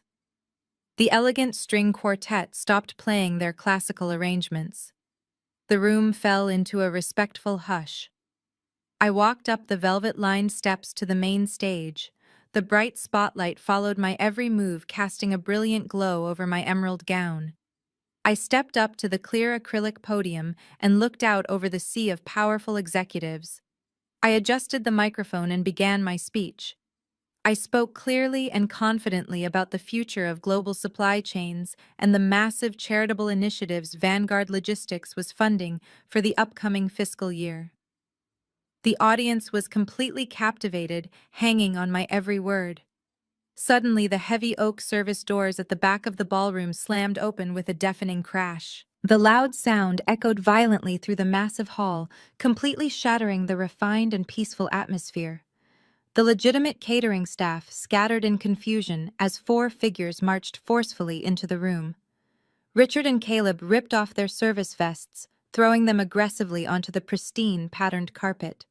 Susan led the charge, her face twisted into a grotesque mask of manufactured agony. The private security guards instantly moved to intercept them, but Richard shouted at the top of his lungs. "Let us through right now!" Richard bellowed, his voice carrying over the heads of the shocked billionaires. "Get your hands off me! We are her family!" The security team hesitated for just a fraction of a second, unsure of how to handle a domestic dispute involving the chief executive officer's family in front of high-profile investors. That single second of hesitation was all Susan needed. She sprinted down the center aisle, pushing roughly past the tables of startled executives. She scrambled up the velvet stairs of the stage, her high heels catching on the fabric. I did not step back. I did not call for help. I did not flinch. Susan lunged forward and physically ripped the microphone straight out of my hand. The audio system shrieked with harsh electronic feedback, making several guests wince and cover their ears. Susan turned to face the audience of elite business leaders. She forced hot tears to stream down her face, launching into an Oscar-worthy performance of a devastated and betrayed matriarch. "Look at her," Susan screamed into the microphone, her voice echoing off the vaulted ceilings. "Look at this monster you are all doing business with. She is my daughter. We clothed her. We fed her. We let her live in our home for 6 years when she had absolutely nothing to her name. And how does she repay us? She uses dirty corporate loopholes to steal the very roof over our heads. She is throwing her own elderly parents out onto the street like garbage. She is intentionally bankrupting her own brother. She is a ruthless, cold-hearted thief who destroys her own blood. The entire ballroom was paralyzed in stunned silence. The executives stared at the stage in absolute shock. Richard marched up to the base of the stage holding the leather folder high in the air for everyone to see. He slammed the folder down onto the edge of the clear acrylic podium right in front of me. He pulled a gold pen from his breast pocket and pointed the tip directly at my face. "You are going to sign this right now," Richard commanded, his voice trembling with manic desperation and rage. "You are going to cancel the foreclosure and reinstate my trucks. You are going to give us our lives back. If you do not sign this paper, I will stand right here and tell every single investor in this room exactly how you defraud innocent people. Sign the paper, Amelia, or I will make sure you lose every ounce of respect you have ever earned in this city." Caleb stood beside his father, glaring up at me with raw, unfiltered hatred. Naya stood slightly apart near the edge of the stage, watching the entire spectacle with cold, calculating eyes. The guests in the ballroom began to whisper furiously. Smartphones were being pulled out of designer purses and tuxedo pockets to record the unprecedented corporate drama. My family thought they had successfully backed me into a corner. They thought the threat of public humiliation would force me to surrender my empire and hand them back their lavish lifestyle. I looked at the gold pen Richard was shoving into my hand. I looked at Susan, who was sobbing theatrically into the stolen microphone. I looked out at the audience of billionaires who were waiting with bated breath to see how the CEO of Vanguard Logistics would handle a catastrophic public relations nightmare. I did not reach for the pen. I simply smiled. They had just walked onto the biggest stage in the city and handed me the microphone. I did not take the gold pen Richard was violently thrusting toward my face. I did not flinch or back away from his aggressive posture. I simply stood my ground on the brightly lit stage, letting the heavy silence stretch across the massive ballroom. The hundreds of billionaire investors, tech moguls, and international supply chain executives watched with unblinking attention. They were apex predators of the business world, and they could instantly recognize when someone was bluffing. Richard and Susan were sweating profusely, their amateur theatrical performance crumbling under the sheer weight of my absolute calm. I reached out with a steady hand and took the microphone right back from Susan. She was so surprised by my lack of fear that her fingers instantly released the metal handle. She stumbled backward, her fake tears drying up as genuine panic began to set in. I turned my back on my family and faced the audience of the Vanguard Logistics annual charity gala. I adjusted the microphone stand, my voice projecting loud and crystal clear across the silent room. "Ladies and gentlemen, I apologize for this unexpected interruption," I said, my tone perfectly measured and professional. "My parents have just accused me of being a ruthless monster who stole their home and bankrupted their business. They claim they generously housed me and fed me while I gave absolutely nothing in return. Since they have decided to bring our private family matters onto a public stage, I believe it is only fair that we examine their claims with complete transparency." I did not wait for Richard to object. I raised my left hand and gave a sharp, subtle nod to the audio-visual control booth located at the very back of the grand ballroom. My elite technical team had been prepped for this exact contingency. The massive high-definition LED screens towering behind the podium instantly shifted. The elegant emerald and gold Vanguard Logistics corporate logos vanished completely. In their place, a stark white image illuminated the entire stage, casting a harsh, bright light directly onto Richard's and Susan's terrified faces. A collective gasp echoed through the ballroom. Displayed on the 40-foot screens was the high-resolution screenshot of Richard's Facebook post from exactly 16 days ago. The text was magnified to a massive scale, making it impossible for anyone in the room to miss a single word. I turned to look at the screen and read the words aloud, my voice echoing relentlessly. "Finally, the 32-year-old leech is out. No more cooking her meals." I paused, letting the cruelty of his own words hang heavy in the air. 2,188 likes. I gestured to the magnified comment section, scrolling slowly down the massive screen. And here we have the commentary from the same woman who just stood on this stage crying about a mother's betrayed love. I pointed directly at Susan. Susan posted before and after pictures of my room referring to my living space as a pigsty. Here is my brother Caleb tagging his friends to mock me. And here are dozens of extended family members laughing about my mental health struggles and calling me a jobless loser. Richard dropped his gold pen. It hit the acrylic podium with a sharp clatter and bounced off the stage, falling onto the carpet below. His face drained of all color, turning an ashen, sickly gray. He looked out at the audience, recognizing several prominent banking executives and logistics partners he had desperately tried to impress over the years. Those powerful men and women were now staring back at him with expressions of absolute disgust. "Turn it off," Richard hissed, his voice reduced to a frantic, terrified whisper. "Turn that screen off right now, Amelia. This is a private family joke. You are taking it out of context." I ignored his pathetic pleading. I turned back to the audience. "My parents stood before you tonight and called me a leech." I stated, my voice rising with undeniable power. "They claimed they sacrificed everything to support me while I maliciously plotted to throw them out onto the street. They demanded that I sign a contract to give them back their wealth. But there is a massive flaw in their narrative. You cannot steal wealth from people who have been entirely bankrupt for years." I gave another sharp nod to the control booth. The Facebook post vanished from the giant screens. It was immediately replaced by a staggering array of certified banking statements, corporate ledgers, and real estate financial records. The sensitive account numbers were redacted, but the names, the dates, and the massive dollar amounts were highlighted in brilliant red ink. "These are the certified financial statements for the past 4 years," I announced, gesturing broadly to the glowing data. My parents called me a leech, but these documents prove that every single one of their living expenses was secretly paid by me. Susan let out a strangled gasp, covering her mouth with both hands. Caleb took a step backward, his eyes darting frantically across the overwhelming financial evidence being broadcast to the city's elite. I walked across the stage, pointing to the specific columns on the massive screens. "Here are the property tax payments for their sprawling suburban estate, paid directly from a Vanguard Logistics holding account. Here are the utility bills, the grocery deliveries, and the massive maintenance fees for the house they claimed they were generously letting me live in. And right here," I pointed to a particularly large highlighted figure, "is the exorbitant monthly membership fee for their exclusive country club. I paid for the very food they ate. I paid for the lights they used to type their cruel insults on the internet. I paid for the roof over their heads while they forced me to sleep in a damp basement." The murmurs in the ballroom grew louder, shifting from shocked whispers to open condemnation.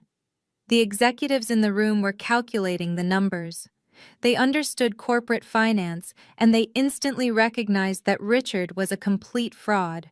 He was not a successful business owner. He was a hollow dependent shell floating entirely on my invisible capital. But I am not finished. I continued, projecting my voice over the rising noise of the crowd. "Richard claims I illegally terminated his corporate shipping contracts. Let us look at his company, Zenith Freight." The screens shifted again, displaying the vendor agreements and the operational audits. For 4 years, Vanguard Logistics funneled highly lucrative shipping contracts to his failing business. I revealed, exposing the final layer of his delusion. I artificially kept his trucks on the road. I subsidized his payroll. Zenith Freight has not turned a legitimate profit in half a decade. Richard, you did not build an empire. You were simply a charity case running on my payroll. I terminated your contracts because your operational mismanagement and your son's relentless embezzlement finally became a liability my corporation could no longer tolerate. Richard staggered backward physically, recoiling from the undeniable truth projected behind me. His knees buckled slightly, and he had to grab the edge of the stage curtain to keep from collapsing. He had walked into this gala, believing he could use public humiliation to bend me to his will. Instead, he had unknowingly marched himself straight into a financial execution. Susan was shaking uncontrollably, tears of genuine terror, now streaming down her ruined makeup. She looked out at the audience, seeking a single sympathetic face, but found only cold, judgmental stares. The wealthy society she had worshipped her entire life was actively rejecting her. Near the edge of the stage, I caught sight of Nia. My sister-in-law was standing perfectly still, her arms crossed tightly over her chest. She was staring up at the massive screens, her sharp eyes locked onto the financial documents detailing Caleb's corporate embezzlement. The truth I was broadcasting perfectly aligned with the secret evidence she had discovered in their hidden safe. Nia looked from the screen down to Caleb, who was sweating and shrinking under the bright stage lights. The final piece of the puzzle had clicked into place in her mind. The explosive family implosion was reaching its absolute peak, and the stage was perfectly set for the final devastating blow. I did not stop there. The corporate subsidies were just the foundation of their financial parasitism. I wanted the entire ballroom to see the granular details of their personal greed. I raised my hand again, signaling the control booth to proceed to the next slide. The massive screens flickered. The dry corporate ledgers vanished, replaced by high-resolution scans of personal credit card statements and luxury purchase receipts. The gasps from the audience grew louder, rippling across the tables of the ballroom like a wave. You see, keeping a failing trucking company afloat was not enough for my family, I announced, pacing the stage with a slow, deliberate rhythm. They also required me to fund their extravagant personal lifestyles, while they locked me in a basement with leaking pipes. I wanted the entire ballroom to see the granular details of their personal greed. I pointed to the left side of the towering screen. Let us start with my brother Caleb. Caleb loves to portray himself as a highly successful executive. 2 months ago, he drove a brand new Porsche into the country club parking lot to show off to his friends. He posted dozens of photos leaning against the hood wearing expensive sunglasses. It is a beautiful machine. But there is a slight problem with his narrative. A crisp digital document appeared magnifying a specific transaction. I read it aloud. Down payment and first 6 months of lease installments for one Porsche Panamera. Paid in full. But look closely at the name on the credit card used for the transaction. Caleb physically shrank, putting his hands up as if to block the glaring light of the screen. The name illuminated in bold red letters was mine. Amelia. Caleb did not buy that car. I stated, my voice laced with pure, absolute venom. He used a stolen credit card linked directly to my personal accounts. He is not a successful executive. He is a grown man who commits credit card fraud to maintain the illusion of wealth. Nia stood rigidly at the edge of the stage. Her eyes were burning holes into the side of Caleb's head. She already knew about the Hermes bag, but seeing the luxury car lease displayed on a 40-foot screen in front of billionaires was the absolute confirmation of his pathetic reality. Every single thing he had ever given her was bought with stolen money. I shifted my focus to the center of the screen. And then we have Susan, the devoted mother who just spent 5 minutes crying on this stage about how I betrayed her love. 2 weeks before she posted on Facebook celebrating my departure from her house, she took a lavish 10-day vacation to a 5-star resort in Maui. The screen transitioned to a brilliant collage of receipts: first-class airline tickets, luxury spa treatments, exorbitant dinner bills at beachfront restaurants, a private helicopter tour over the coast. She told all her friends on social media that Richard surprised her with a second honeymoon. I said, projecting my voice clearly over the rising murmurs of the crowd. But Richard did not pay for a single macadamia nut on that island. The total cost of the trip was $28,000. Every single cent was charged to my corporate Vanguard account. She drank vintage champagne on a private balcony using money generated by the daughter she openly despised. Susan covered her face with her trembling hands, letting out a loud, pathetic wail. Several women sitting at the front tables, women who regularly played tennis with Susan and had likely liked her victimizing Facebook posts earlier that week, were now staring at her with pure, unadulterated contempt. The fake tears she had shed minutes ago now worked entirely against her. The high society she worshipped saw her for exactly what she was, a parasite who exploited her own child for a beach vacation. Finally, I turned my attention back to Richard. He was leaning heavily against the podium, looking as though he might physically collapse. His expensive, wrinkled suit hung off his frame. The arrogance that had fueled his entire life was completely gone. "But the most pathetic display belongs to the patriarch," I said, locking my eyes directly onto his terrified face. Richard loves to boast about his self-made empire. He demands respect from everyone he meets. But let us look at what happens when a self-made man cannot even afford basic maintenance. The screen changed one final time. It displayed a series of mundane but incredibly expensive invoices. Roof repairs for the Zenith Freight main warehouse. Engine replacements for 5 separate delivery trucks. Even the bill for the commercial landscaping at his corporate headquarters. "Your business was so completely bankrupt, Richard, that you could not even afford to fix the leaky roof over your own employees' heads," I stated, my tone devoid of any mercy.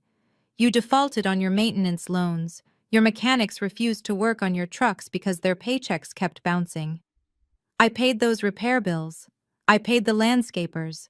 I kept the lights on in your miserable empty warehouse while you drank scotch and called me a failure." The silence in the grand ballroom was absolutely deafening. The mask Richard had carefully worn for his entire life shattered into a million irreparable pieces. The men he had golfed with, the investors he had desperately tried to court, the competitors he had arrogantly dismissed, they were all watching him burn. The illusion of the powerful self-made transport titan was completely annihilated. He was exposed as an incompetent fraud who had to rely on his abused daughter just to fix a broken truck engine. The people in the audience who had momentarily felt sympathy for the crying parents were now visibly disgusted. The elite society of Chicago does not tolerate weakness, but they absolutely despise financial fraud masquerading as wealth. The collective judgment of the room pressed down on my family like a physical weight. Richard could not meet the eyes of his former business partners sitting in the front row. He stared blankly at the patterned carpet, his chest heaving with shallow, defeated breaths. Susan was sobbing uncontrollably, but no one rushed forward to comfort her. Caleb looked around frantically like a trapped animal, realizing there was absolutely no escape from the undeniable digital evidence glowing brightly above them. I had not just defeated them. I had completely dismantled their entire reality. I had taken the very things they valued most, their status, their reputation, their fabricated wealth, and I had incinerated them on the largest possible stage. The destruction was total, and it was entirely verified by cold, hard financial data.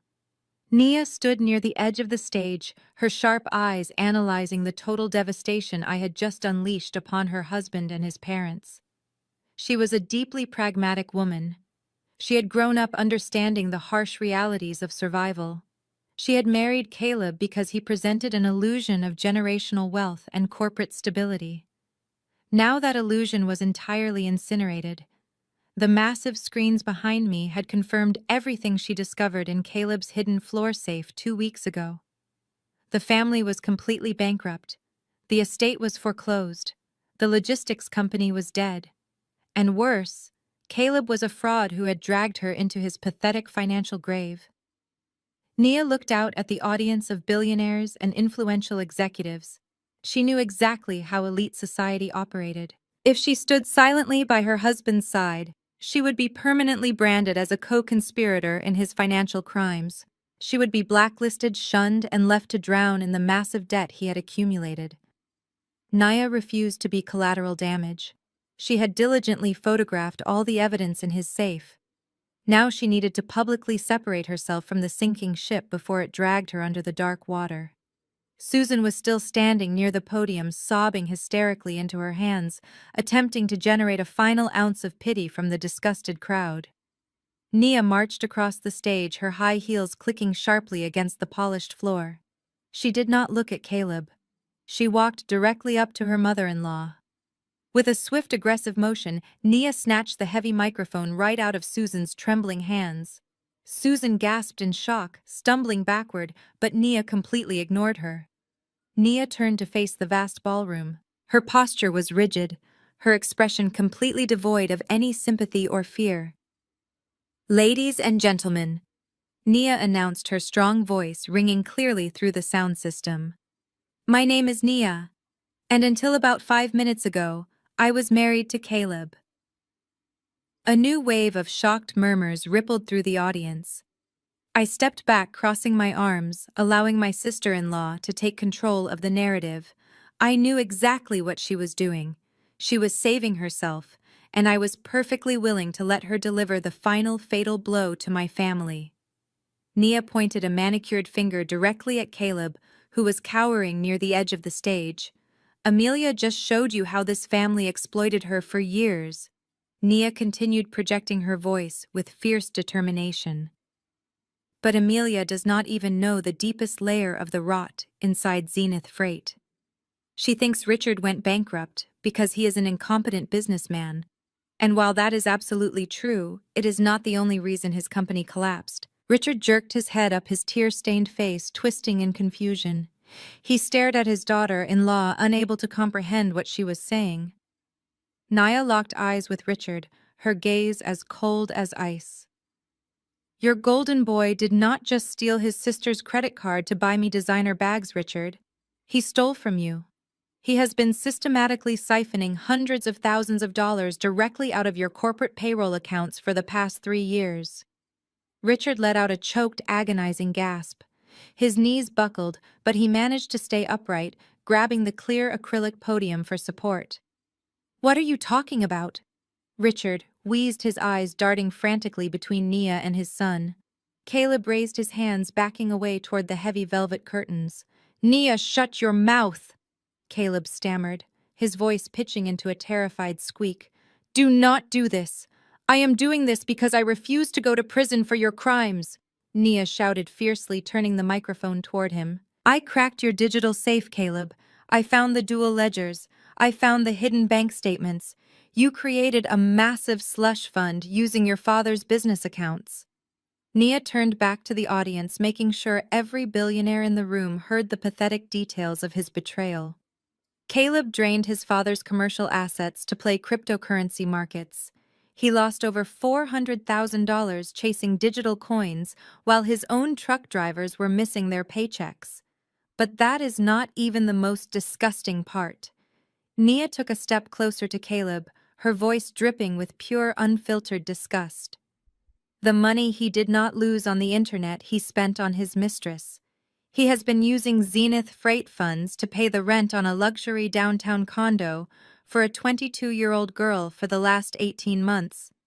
He bought her diamond necklaces while his parents were begging Amelia to fix their leaky roof." The ballroom erupted into sheer pandemonium. The executives gasped openly, exchanging horrified glances. It was one thing to be a failed businessman. It was an entirely different level of humiliation to be publicly bankrupted by your own cheating, embezzling son. Richard stood completely paralyzed. His brain desperately tried to process the catastrophic revelation. He had spent his entire life worshiping Caleb. He had praised his son at every country club dinner. He had overlooked Caleb's laziness, excused his arrogant behavior, and constantly protected him from any real consequences. He had thrown his own hard-working daughter out onto the street because he believed Caleb was the true heir to his legacy. And Caleb had gutted him like a fish. Caleb had destroyed the family company, stolen his retirement, and humiliated him in front of the most powerful people in Chicago, all to fund his gambling addiction and hide a mistress. A low, guttural sound ripped from Richard's throat. It was not a sob. It was the raw, terrifying roar of a man whose entire reality had just violently shattered into jagged, unfixable pieces. "You stole from me!" Richard screamed, his face turning a dangerous, violent shade of crimson. "I gave you everything. I protected you. You destroyed my company." Richard released his grip on the podium. He did not hesitate. He lunged across the stage with terrifying speed, throwing his entire body weight directly at his son. Caleb let out a high-pitched shriek, attempting to turn and run, but he tripped over the thick audio cables taped to the stage floor.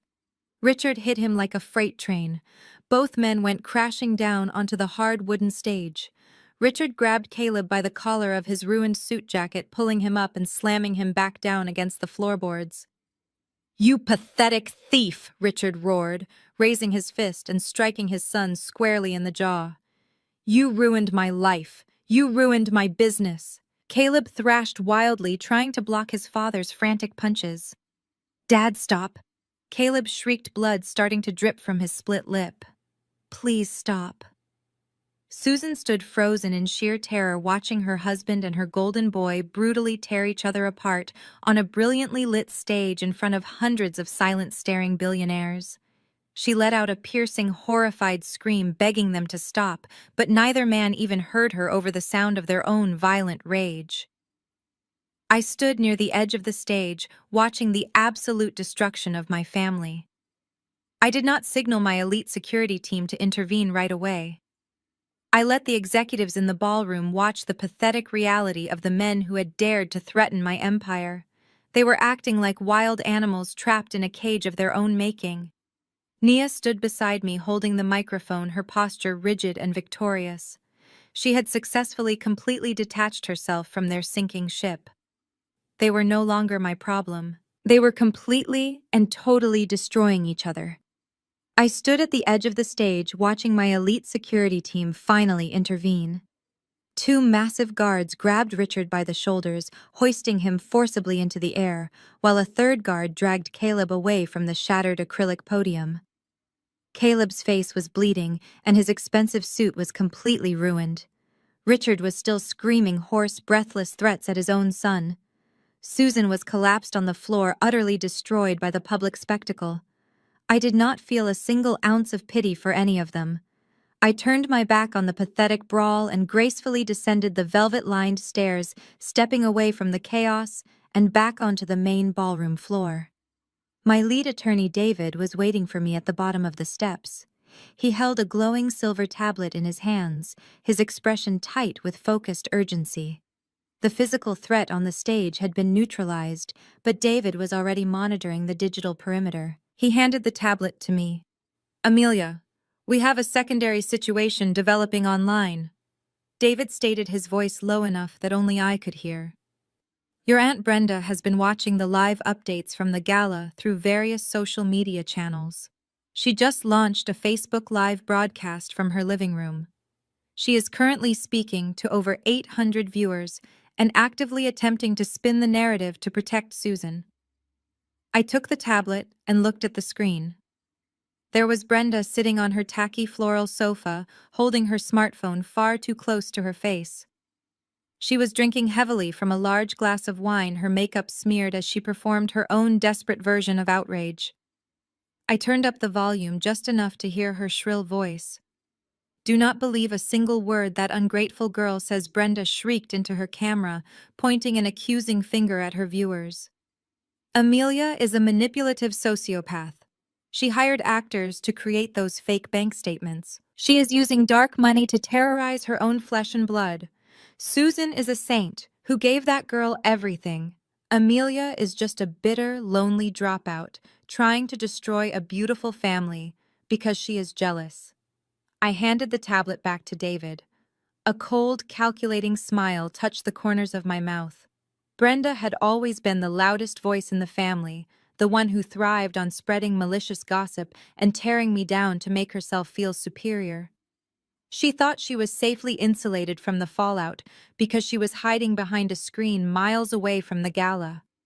She had completely forgotten the severe warning I issued to her just 2 weeks ago. "David," I said, my voice perfectly calm, "open the encrypted legal drive. Pull up the federal dossier we prepared for Brenda." David tapped the screen of his tablet with practiced efficiency. The document loaded instantly. It was a fully drafted criminal complaint prepared explicitly for the Federal Bureau of Investigation. The charge was felony identity theft and federal wire fraud. Attached to the complaint were pristine high-resolution scans of the $10,000 loan application from 6 years ago. The documents prominently featured my stolen Social Security number, the forged signatures, and the undeniable IP address logs, proving the application was submitted directly from Brenda's home network. "Send it directly to her personal email address," I commanded. Flag it, with high importance. David executed the command without hesitation. The email vanished into the digital ether, flying straight toward its target.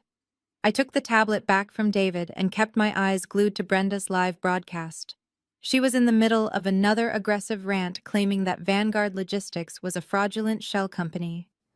Then her smartphone chimed loudly, indicating a new priority email. Brenda paused her rant.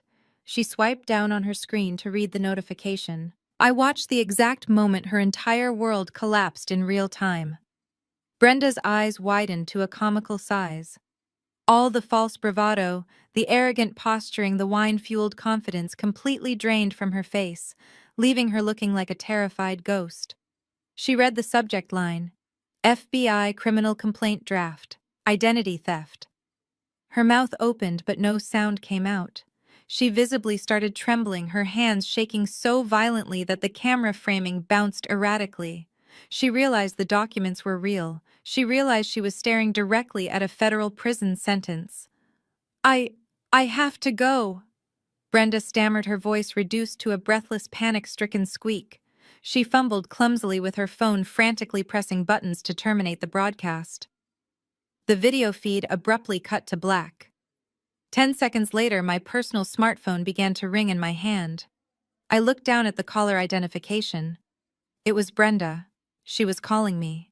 The ballroom was still buzzing with the chaotic aftermath of the physical altercation on the stage. The billionaire investors and tech moguls were whispering furiously to one another, processing the absolute destruction of Richard's trucking empire. I decided it was time to silence the room one final time. I needed everyone in this hotel to understand the exact caliber of people who had dared to challenge me.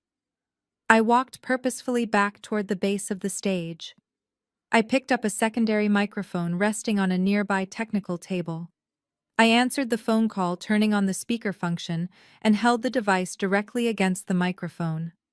Amelia Brenda's voice boomed through the massive stadium sound system, echoing off the crystal chandeliers and the vaulted ceilings. Her tone was completely unrecognizable. She was sobbing hysterically, choking on her own tears, begging for her life. "Amelia, please, please, you cannot do this to me." The entire ballroom went dead silent instantly. Hundreds of heads turned back toward me, captivated by the raw, unfiltered terror projecting from the speakers. "I am listening, Brenda," I said, my voice amplified and freezing cold. "Tell the room exactly why you are calling." "I am so sorry," Brenda wailed, her pride completely annihilated by the threat of federal prosecution. "I took the money. I admit it. I stole your social security number when you were in the hospital. I forged your signature for the $10,000 loan. I just wanted to go on the cruise. I did not mean to ruin your credit. Please do not send that file to the FBI, Amelia. I cannot go to federal prison. I will lose my house. I will lose everything. Please, I am begging you. I will take back everything I said on the live stream. I will tell everyone Susan is a liar. Just please do not send me to jail." The collective gasp from the elite audience was absolute. They had just heard a grown woman explicitly confess to committing a federal felony against her own niece, while her niece was hospitalized for depression. The sheer depravity of my extended family was now completely fully exposed to the most powerful people in the city. There was no more hiding. There was no more spinning the narrative. I stood in the center of the silent ballroom, holding the microphone steady. I let Brenda's pathetic, desperate sobs echo through the vast space for 10 long seconds, ensuring every single billionaire in attendance heard the true sound of her defeat. "You should have kept your mouth shut, Brenda," I stated, my voice flat and devoid of any mercy. "You wanted to perform for an audience. Now you get to perform for a judge." "No, Amelia." "Please wait," Brenda screamed. I pulled the phone away from the microphone. I pressed the red button, ending the call instantly. I opened her contact profile and permanently blocked her number. I handed the microphone back to the technical staff and handed my phone to David. The silence in the room was heavier than iron. The destruction was comprehensive, The stage was stained with blood from the brawl. My parents were completely bankrupt and publicly humiliated. My brother was exposed as a corporate embezzler, and my loud, obnoxious aunt was now waiting for federal agents to knock on her front door.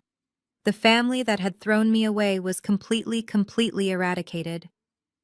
The morning after the Vanguard Logistics annual charity gala broke clear and freezing cold over Chicago. I did not attend the office that day. I sat by the floor-to-ceiling windows of my penthouse drinking a dark espresso and watching the news alerts roll in across my tablet. The financial destruction I had orchestrated was no longer just a private family matter. It was a localized economic earthquake. By 9 in the morning, the court-appointed receivers arrived at the headquarters of Zenith Freight. Richard had spent 30 years building an illusion of corporate dominance, but it took less than 30 minutes for the authorities to completely dismantle it. Heavily armed sheriff's deputies secured the perimeter of his massive warehouse facilities. They wrapped thick steel chains around the iron gates and padlocked the main entrances. Richard stood on the cracked asphalt in a wrinkled trench coat, watching government agents plaster bright orange seizure notices across the glass doors of his beloved executive office. His corporate bank accounts were instantly frozen. The remaining fleet of delivery trucks was officially impounded to satisfy the massive debts he owed to my subsidiary.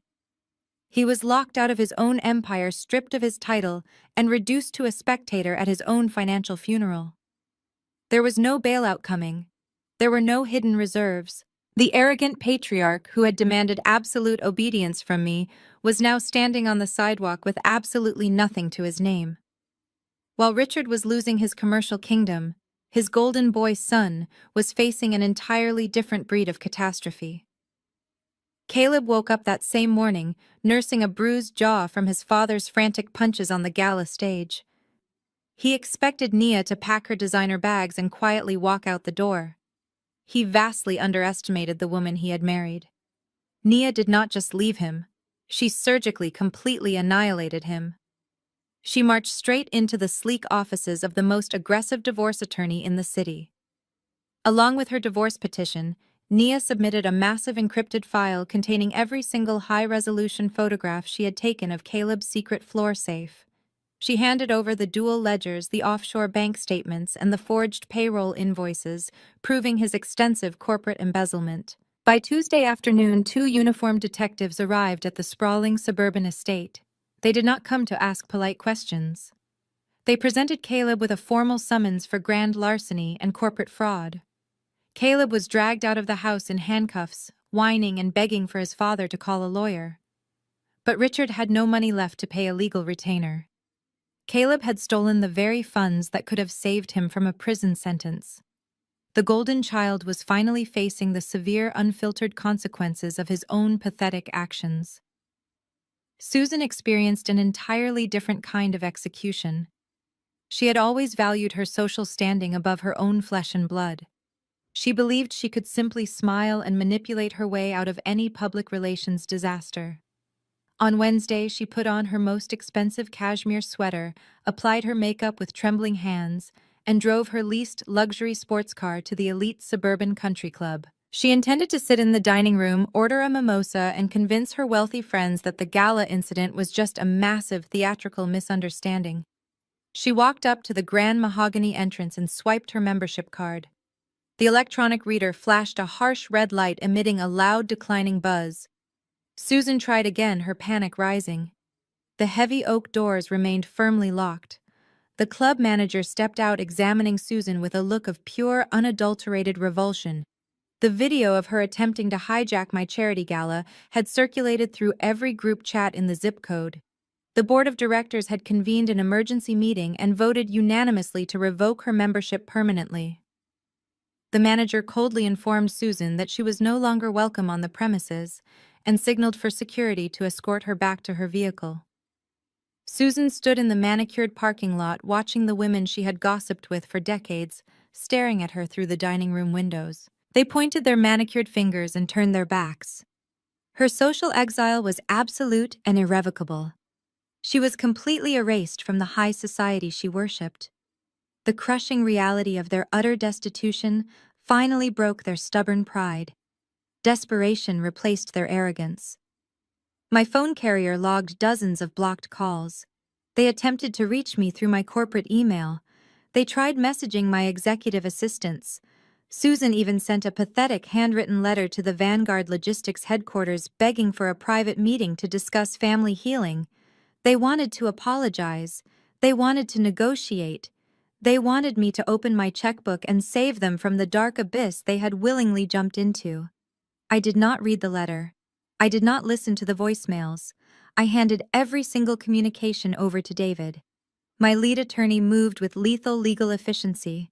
By Thursday morning, a process server knocked on the door of their foreclosed estate. He handed Richard, Susan, and Caleb 3 thick manila envelopes.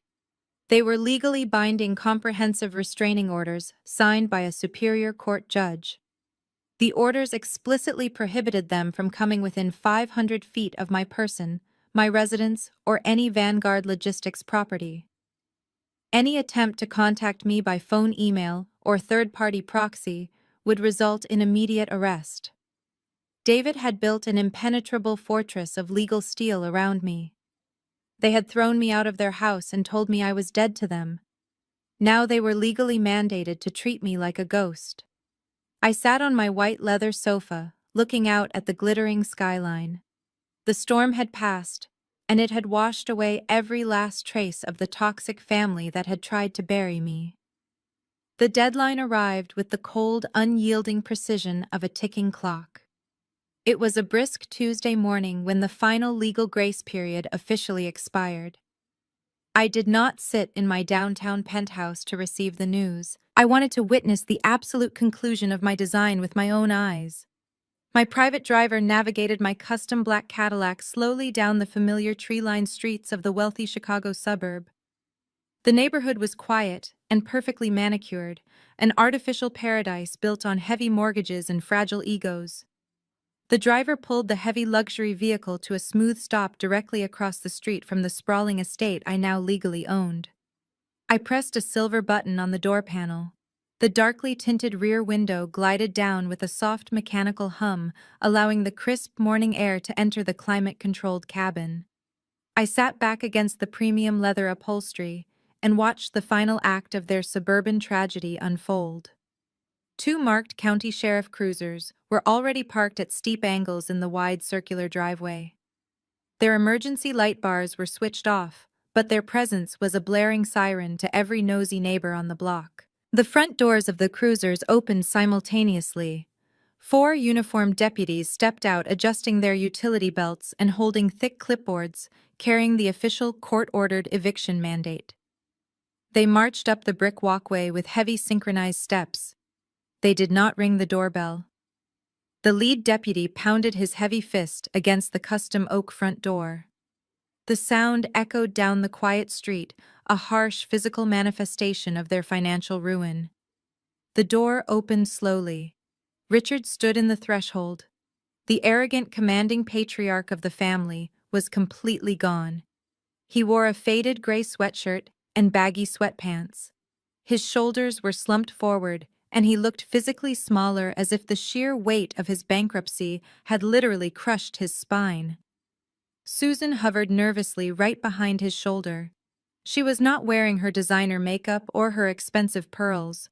Her face was pale and drawn tight with exhaustion. The lead deputy handed Richard the eviction notice and pointed firmly toward the sidewalk, indicating that their legal right to occupy the premises had terminated exactly at 8 in the morning. I rested my chin on my hand, observing the pure devastation on their faces. They had spent decades judging people who lived in poverty. They had called me a jobless leech and threw me out onto the street without a single ounce of hesitation. Now the merciless wheel of justice had turned, and they were the ones being forcibly removed from their own sanctuary.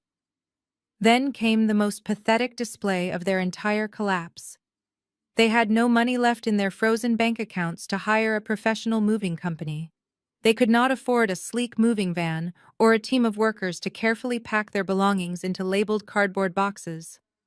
Susan stepped out onto the grand front porch, holding a crumpled yellow box of heavy-duty plastic garbage bags.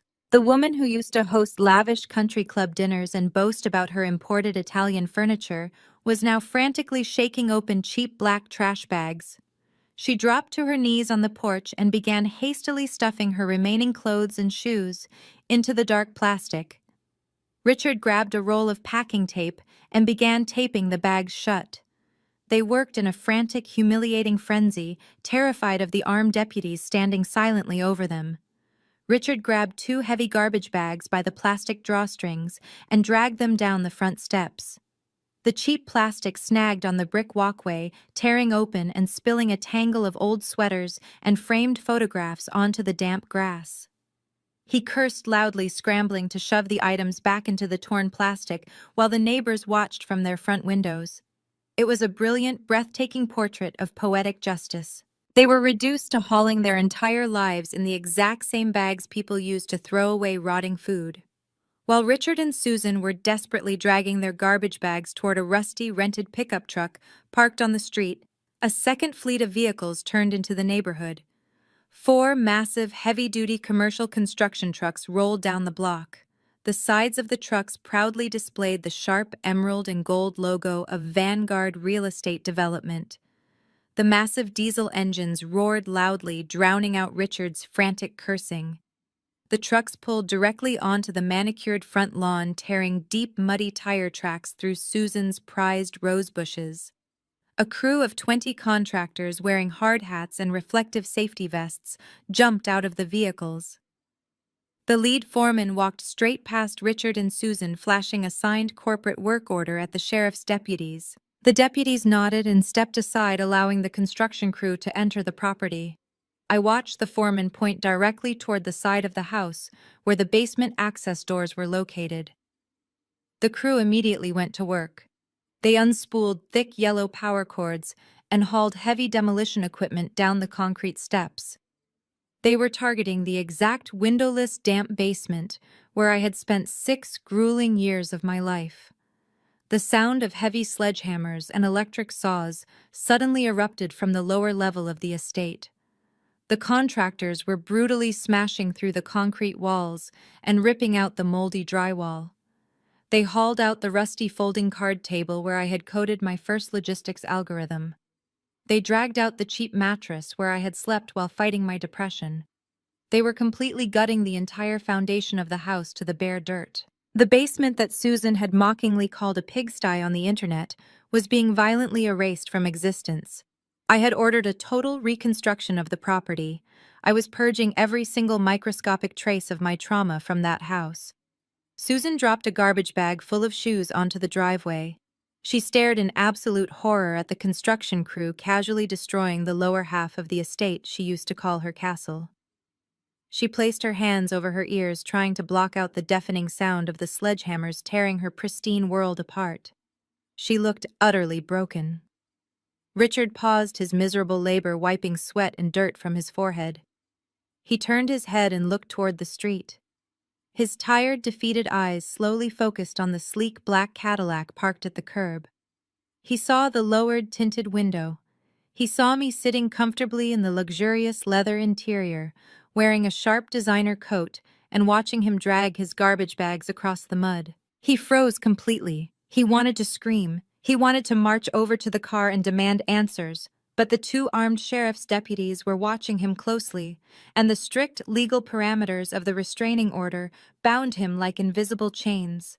If he took a single step toward my vehicle, he would be tackled to the pavement and thrown into the back of a police cruiser. He was entirely trapped in a cage of his own making. I did not smile. I did not wave.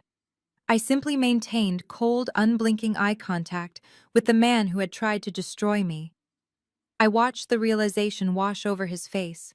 He finally understood the absolute totality of his defeat. He lowered his head, breaking the eye contact, and went back to dragging his black trash bags through the mud. I pressed the silver button on the door panel. The tinted window glided silently back up, sealing me inside the warm, quiet sanctuary of my vehicle, and shutting out the pathetic noise of their ruined lives forever. I sat in the quiet hum of the luxury vehicle, preparing to give my driver the command to pull away from the curb. The tinted glass separated me from the chaotic demolition happening on the front lawn.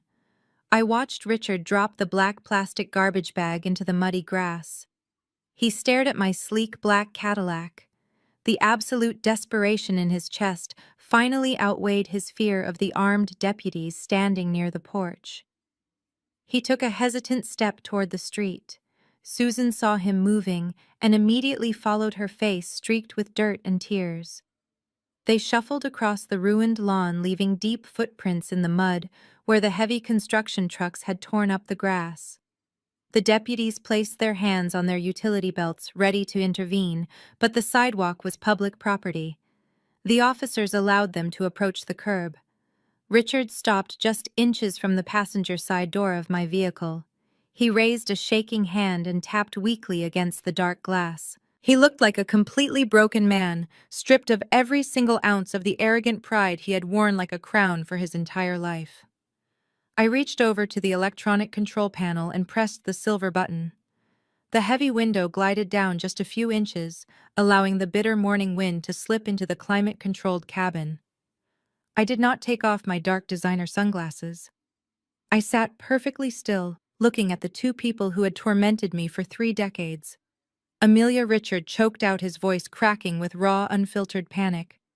"Please do not do this. Please do not drive away and leave us like this." Susan pushed her way to the window, clutching a torn plastic bag full of wrinkled clothes to her chest. She was weeping uncontrollably, her tears dropping onto the cold asphalt. "Amelia, please, sweetheart." Susan begged, her voice pitching into a hysterical wail. "We have absolutely nowhere to go. We have no money. We cannot sleep on the street. We are your parents. We raised you. You cannot just abandon your own flesh and blood. We are family. Give us one more chance to make this right." They stood there shivering in their cheap sweatpants, completely discarding whatever dignity they had left. The people who had laughed at my pain, the people who had proudly bragged to their country club friends about throwing me out, were now begging on their knees next to the gutter. They tried to use the very concept of family as a weapon, hoping I still had a shred of that desperate daughter inside me. They thought the biological tie between us would act as an emergency parachute to save them from the concrete pavement. I looked at them through the dark lenses of my sunglasses, feeling absolutely nothing but cold, supreme clarity. I did not feel angry anymore. I did not feel sad. I just felt an overwhelming sense of liberation. Family does not post humiliating pictures of their daughter online to farm 2,000 likes from strangers, I stated, my voice cutting through the freezing air like a surgical blade. Family does not steal credit cards or exploit mental health struggles for a cheap laugh. You stopped being my flesh and blood the exact second you decided my trauma was your entertainment. Richard opened his mouth to formulate another desperate excuse, but I did not let him speak. "I am not abandoning you, Richard." I continued, maintaining direct eye contact through the dark lenses. "I am simply following your exact instructions. I am doing exactly what you wrote on your public Facebook post 16 days ago. I am cleaning out the leeches." Susan let out a loud, agonizing gasp, dropping her plastic bag onto the wet pavement. Richard stepped back, his face draining of the last tiny drop of hope he possessed. The realization hit them with the force of a physical blow. There was no negotiation, there was no mercy. Oh, the execution was absolute and final. I reached for the door panel. "Enjoy your new life," I said smoothly. I pressed the silver button. The tinted glass window slowly glided upward, shutting out their pathetic cries and sealing them outside in the freezing cold. I turned my head and looked straight forward. "Drive," I instructed my chauffeur. The heavy engine of the Cadillac purred quietly as the luxury vehicle pulled away from the curb. I glanced into the side mirror one last time. Richard and Susan were left standing completely alone on the sidewalk, surrounded by torn black trash bags and the deafening roar of the sledgehammers destroying their former kingdom. I did not look back again.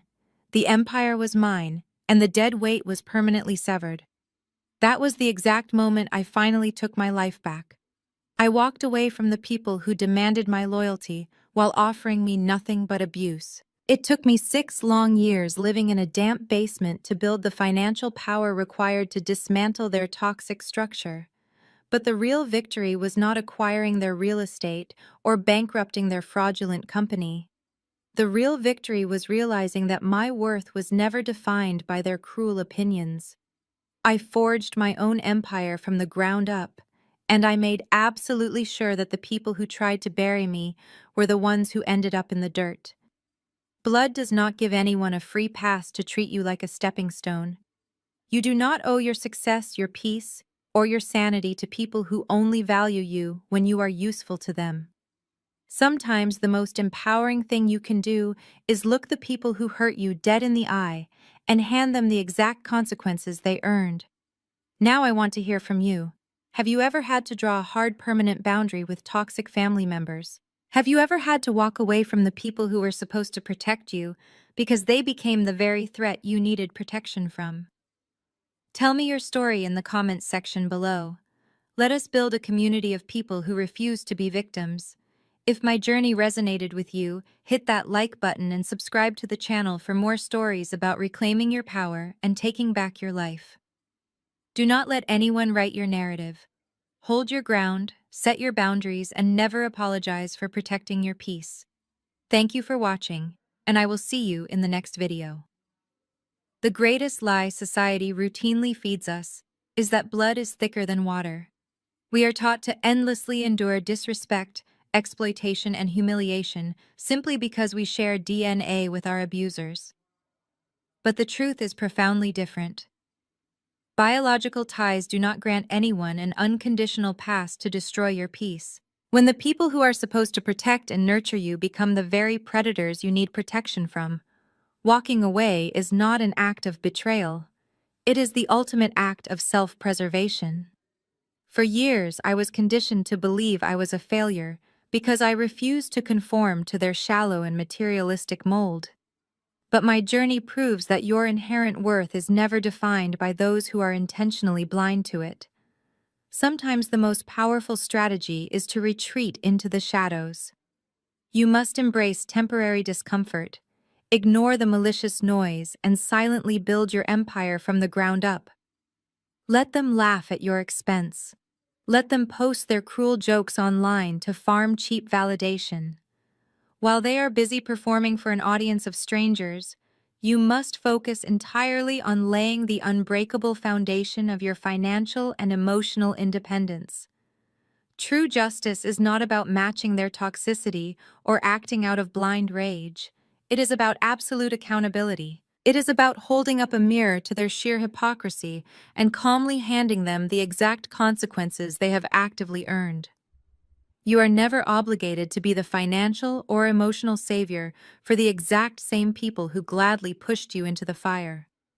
Empowerment begins the moment you stop seeking approval from toxic relatives and start fiercely protecting your own boundaries. You alone hold the pen to your own life story. If you are finally ready to stop apologizing for protecting your peace and evicting the toxicity from your life, hit that subscribe button, share your own survival story in the comments below, and join our community of unstoppable women.